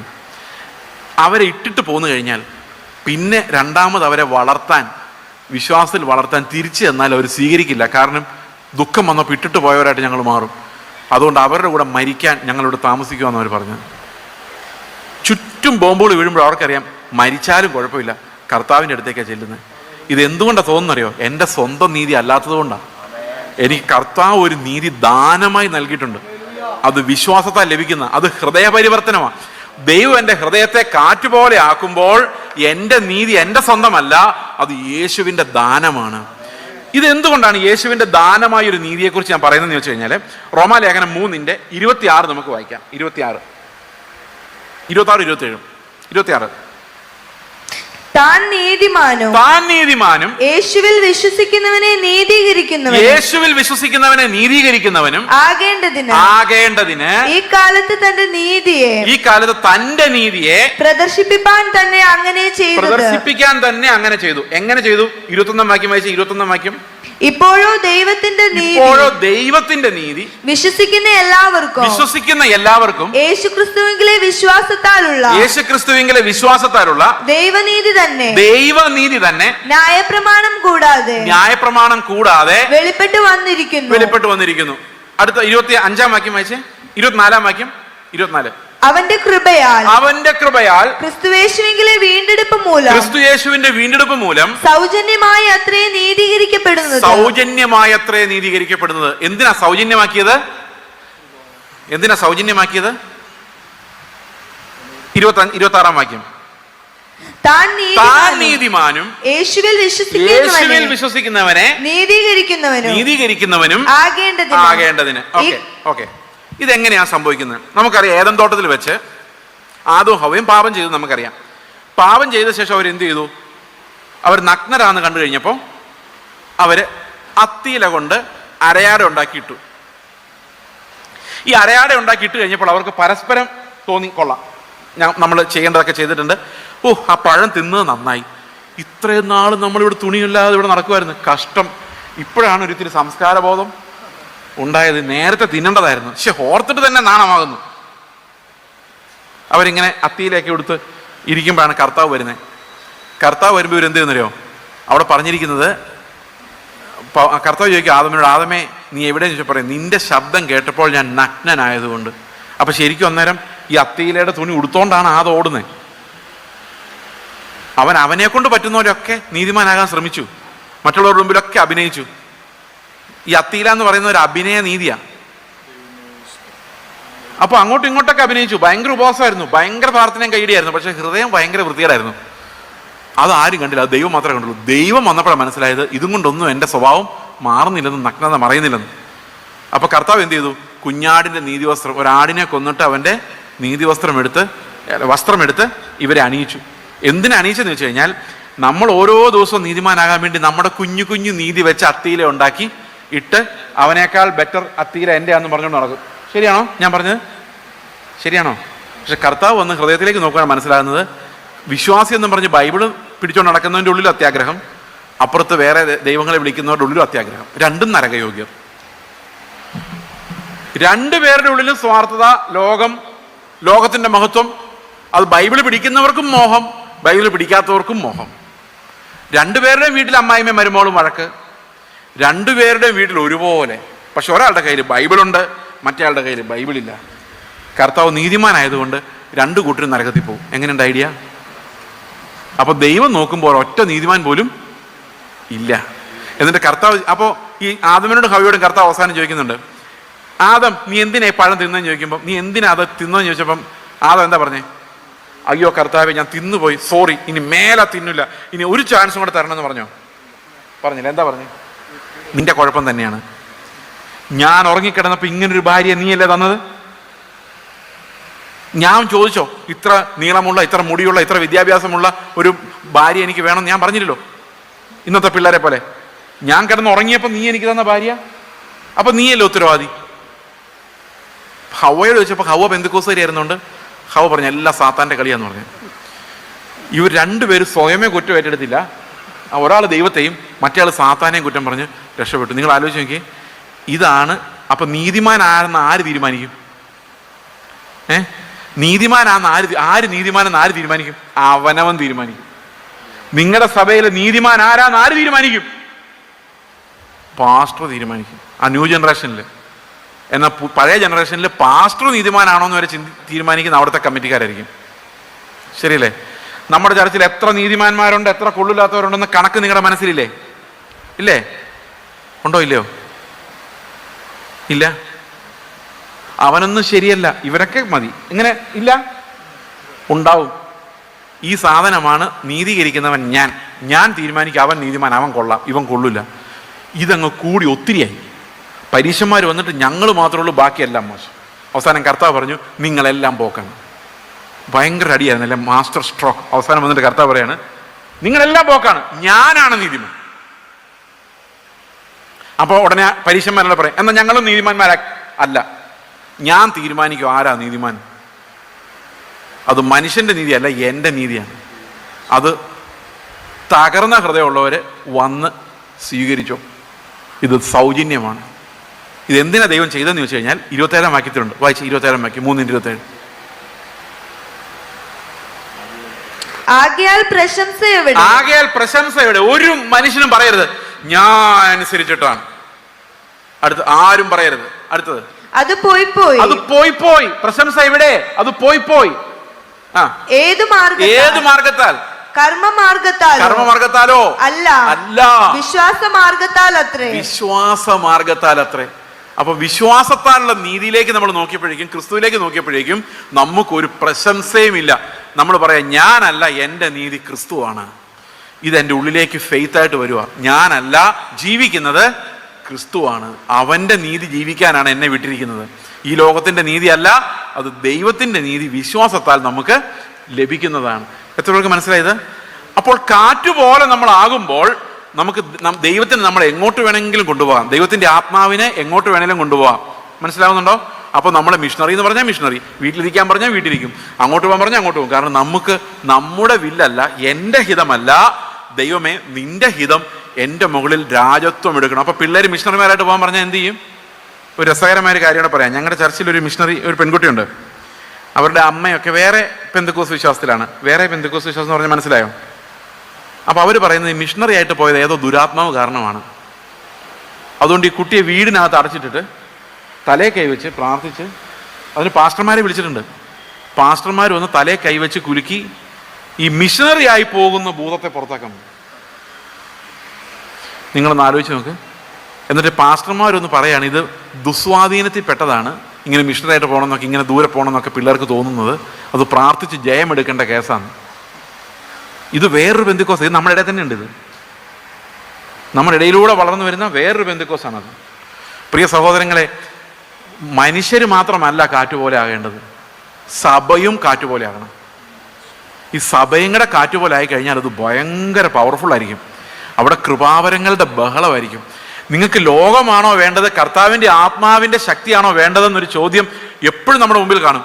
നമ്മൾ കർത്താവിൻ്റെ ആത്മാവിൻ്റെ ശക്തിയാണ് നമുക്ക് വേണ്ടതെങ്കിൽ നമ്മുടെ സഭയിൽ നിന്ന് നമ്മൾ ആരെയും പറഞ്ഞു വിടേണ്ടി വരത്തില്ല. കർത്താവിൻ്റെ മിഷണറിമാർ എഴുന്നേറ്റ് പോയിക്കോളും. കാരണം അത് ദൈവത്തിൻ്റെ ശക്തിയാൽ പണിയപ്പെടുന്ന, ദൈവത്തിൻ്റെ കയ്യാൽ പണിയപ്പെടുന്ന ഒരു സഭയിൽ തീർച്ചയായിട്ടും മിഷണറിമാരുണ്ടാകും. അവർ ജീവനെയും മരണത്തെയും പണയം വെച്ച് വെളിയിലിറങ്ങി പോവുകയും ചെയ്യും. പക്ഷെ അതിന് ആത്മാവ് അത് പണിയാൻ നമ്മൾ അനുവദിക്കണം. അതായത് നമ്മൾ ആ ഒരു തീരുമാനത്തിലേക്ക് നമ്മൾ വരണം. അതായത് കർത്താവെ, ഞങ്ങളുടെ ഹിതമല്ല, ദൈവത്തിൻ്റെ ആത്മാവ് എങ്ങനെ നയിച്ചാലും ആ സഭ ആ ശക്തി ഉള്ളൊരു സഭയായി മാറിക്കഴിയുമ്പം തീർച്ചയായിട്ടും അവിടെ മിണ്ടേണ്ട പോലും കാര്യമില്ല. ഞാനൊരൊറ്റ ആളെ പോലും നിർബന്ധിക്കുക പോലും ചെയ്തിട്ടില്ല, പറഞ്ഞിട്ട് പോലുമില്ല. എന്നോട് ഒരു കുടുംബം വന്ന് എന്നോട് പറഞ്ഞു, ഞങ്ങൾക്ക് ഇന്ന സ്ഥലത്തേക്ക് പോകണം. അപ്പം ഞാൻ പറഞ്ഞു, വൈഫ് പ്രഗ്നൻ്റ് ആണ്, ഈ സമയത്ത് പോകണ്ട, മാർച്ചിൽ പോവാം, കുഞ്ഞുണ്ടായി 3 മാസം കഴിഞ്ഞ് പോവാം. അപ്പോൾ അദ്ദേഹം എന്നോട് പറഞ്ഞതെന്നറിയോ, കുഞ്ഞുണ്ടായി കഴിഞ്ഞാൽ ആരും വിടില്ല, ഇപ്പം പോയാൽ പോയി. അപ്പം ഞാൻ പറഞ്ഞു, അവിടെ ആരും അറിയില്ല, ഒരു പരിചയമുള്ള ഒരൊറ്റ ആളുമില്ല, മലയാളിയില്ല, ഹോസ്പിറ്റലുണ്ടെന്ന് പോലും അറിയില്ല, നിങ്ങൾ ഈ ഒരു സമയത്ത് എങ്ങനെ പോയാൽ എന്ത് ചെയ്യും? അപ്പോൾ അവർ പറഞ്ഞ്, പിന്നെ എങ്ങനെ വിശ്വാസം പഠിക്കുന്നതെങ്കിൽ എന്നോട് ചോദിച്ചതാണ്. അവർ പോയി. അപ്പം ഞാൻ പറഞ്ഞു, നിങ്ങൾ എയർപോർട്ട് ചെല്ലുന്നവരെ നിങ്ങൾ പോകാതിരിക്കാനുള്ള പണിയൊക്കെ ഞാൻ ചെയ്യും. പക്ഷെ നിങ്ങൾ പോകണമെന്നാണ് എൻ്റെ ആഗ്രഹം. പക്ഷെ ദൈവഹിതമാണെങ്കിലേ നിങ്ങൾ പോകാവൂ. കാരണം എന്താണെന്നറിയോ? അത് ഞാൻ പറയാൻ കാരണം, ഞാൻ നിർബന്ധിച്ച് ആരെയും വിട്ടതല്ലെന്ന് പറയാൻ വേണ്ടിയാണ്. അതായത് അവരത് ദൈവഹിതം എന്ന ബോധ്യത്തിലാണ് പോകുന്നത്. അവസാന നിമിഷം വരെ ഞാൻ ആ കുട്ടിയോട് ചോദിച്ചു, അവൻ പോട്ടെ, അവൻ്റെ കൂടെ വേറൊരു കുടുംബത്തോടെ പോകുന്നുണ്ടല്ലോ, നീ പ്രഗ്നൻ്റ് ആണല്ലോ, നിനക്ക് കുഞ്ഞുണ്ടായ ശേഷം പോകാം. അപ്പോൾ ആ കുട്ടി പറഞ്ഞു, അച്ചായൻ എവിടെ പോയാലും ഞാനും കൂടെ പോയിക്കോളാം എന്ന് കല്യാണത്തിൻ്റെ സമയത്ത് പറഞ്ഞിട്ടുണ്ട്. എനിക്ക് അച്ചായൻ്റെ കൂടെ പോയി മരിക്കുന്നതാണ് സന്തോഷം, മരിക്കുവാണെങ്കിൽ മരിക്കാം. അവിടെ ബോംബ് വന്ന് 50 മീറ്റർ അപ്പുറത്ത് ബോംബ് വന്ന് വീണപ്പോൾ ഇവർ വീട്ടോട്ട് വിളിച്ച് പറഞ്ഞു, ഇവിടെ തൊട്ടടുത്ത് ബോംബ് വന്ന് വീണു. അപ്പോൾ അമ്മ പറഞ്ഞതെന്നറിയോ, കർത്താവിൻ്റെ വേലയ്ക്ക് പോയി അങ്ങനെയൊക്കെയാണ്, ഒന്നുകിൽ തിരിച്ചു വരാം, അല്ലെ അവിടെ വെച്ച് കാണാം, അത്രേ ഉള്ളൂ. ഇത് ഈ പറയുന്ന അമ്മമാരുണ്ടാകണം, ഇത് പറയുന്ന അപ്പന്മാരുണ്ടാകണം. അവിടെ കാണാം മോനെ എന്ന് പറയുന്ന അമ്മയപ്പന്മാർ ഈ സഭയിൽ ഉണ്ടാകണമെങ്കിൽ ഈ സഭ മുഴുവൻ കാറ്റുപോലെ ആകണം. സഭയിൽ മുഴുവൻ കർത്താവിൻ്റെ വചനത്തെ പ്രമാണിപ്പാൻ തക്കമുള്ള ശിക്ഷണം ഉണ്ടായാലും, അല്ലെ നമ്മൾ ഒരാളെ ഉന്തിത്തള്ളി മിഷണറി ആക്കിയിട്ട് കാര്യമില്ല. There should be A spirit, that spirit should work. കർത്താവിൻ്റെ ആത്മാവ് അനേകരെ എഴുന്നേൽപ്പിക്കുന്ന, സഭയിലേക്ക് എഴുന്നേൽപ്പിക്കുന്ന സഭയ്ക്ക് ആ കാറ്റിൻ്റെ ആ ഒരു സ്വഭാവം ഉണ്ടാകണം. ദൈവത്തിൻ്റെ ആത്മാവിൻ്റെ ശുശ്രൂഷകൾ ഉണ്ടാകണം, പ്രവചനങ്ങൾ ഉണ്ടാകണം, സഭയ്ക്കകത്തുണ്ടാകണം, അത് വിവേചിക്കുന്നവരുണ്ടാകണം. ഇതെല്ലാം കൂടി ചേരുമ്പോഴാണ് ഒരു പ്രോപ്പർ മിഷൻ നമ്മുടെ സഭയിൽ ഉണ്ടാകുന്നത്. പ്രിയ സഹോദരങ്ങളെ, നമുക്ക് നഷ്ടമായ അനേകം വർഷങ്ങളുണ്ട്. പക്ഷെ ദൈവത്തിന് ഏത് സമയത്ത് ഇത് പണിയാൻ പറ്റുമെന്ന് അറിഞ്ഞിരിക്കുക. ക്രിസ്തുവിലേക്ക് നമ്മൾ മടങ്ങുമ്പോൾ, അവൻ്റെ നീതിയിലേക്ക് നമ്മൾ മടങ്ങുമ്പോൾ, അവൻ്റെ രാജ്യം നമുക്ക് ഏറ്റവും വലുതാകുമ്പോൾ നമ്മുടെ സഭയിൽ അനേകം കൃപാവരങ്ങൾ ഉണ്ടാകും, ശുശ്രൂഷിക്കുന്നവരുണ്ടാകും, ശുശ്രൂഷകരുണ്ടാകും, മിഷണറിമാരുണ്ടാകും. ഇതൊന്നും നമ്മൾ ചെയ്യുന്ന പ്രവൃത്തിയല്ല. ഞാൻ എൻ്റെ സഭയെ പണിയും, പാതാള ഗോപുരങ്ങൾ അതിനെ ജയിക്കുകയില്ല. കർത്താവ് പണിയുന്ന സഭകളിൽ ഇഷ്ടംപോലെ ശുശ്രൂഷകർ, ദൈവം അവരെ ഒരുക്കിക്കോളും. അല്ല നമ്മൾ ഉന്തിത്തല്ലോ, ഒരാളെ പോലും പറഞ്ഞു വിടാൻ പറ്റില്ല. ബട്ട് നമുക്കൊരു കാര്യം തീരുമാനിക്കാൻ, കർത്താവെ, നിന്റെ ഹിതത്തിന് വെളിയിൽ ഒരു പ്ലാൻ പോലും ഞങ്ങളുടെ ജീവിതത്തിൽ നടക്കരുത്, ഞങ്ങളുടെ സഭയിൽ നടക്കരുത്. അന്ത്യകാലത്ത് ഒരു കാറ്റ് പോലെ എല്ലായിടത്തും ക്രിസ്തുവിൻ്റെ സൗരഭ്യം വിതറുന്ന കൂട്ടങ്ങളായി ഞങ്ങൾ മാറണമെന്ന് നമുക്ക് ആഗ്രഹിക്കാം. ദൈവം തീർച്ചയായിട്ടും അങ്ങനെ ചെയ്യുമെന്ന് ഞാൻ വിശ്വസിക്കുന്നു. നമുക്ക് പ്രാർത്ഥിച്ച് ഈ സെഷൻ അവസാനിപ്പിക്കാം.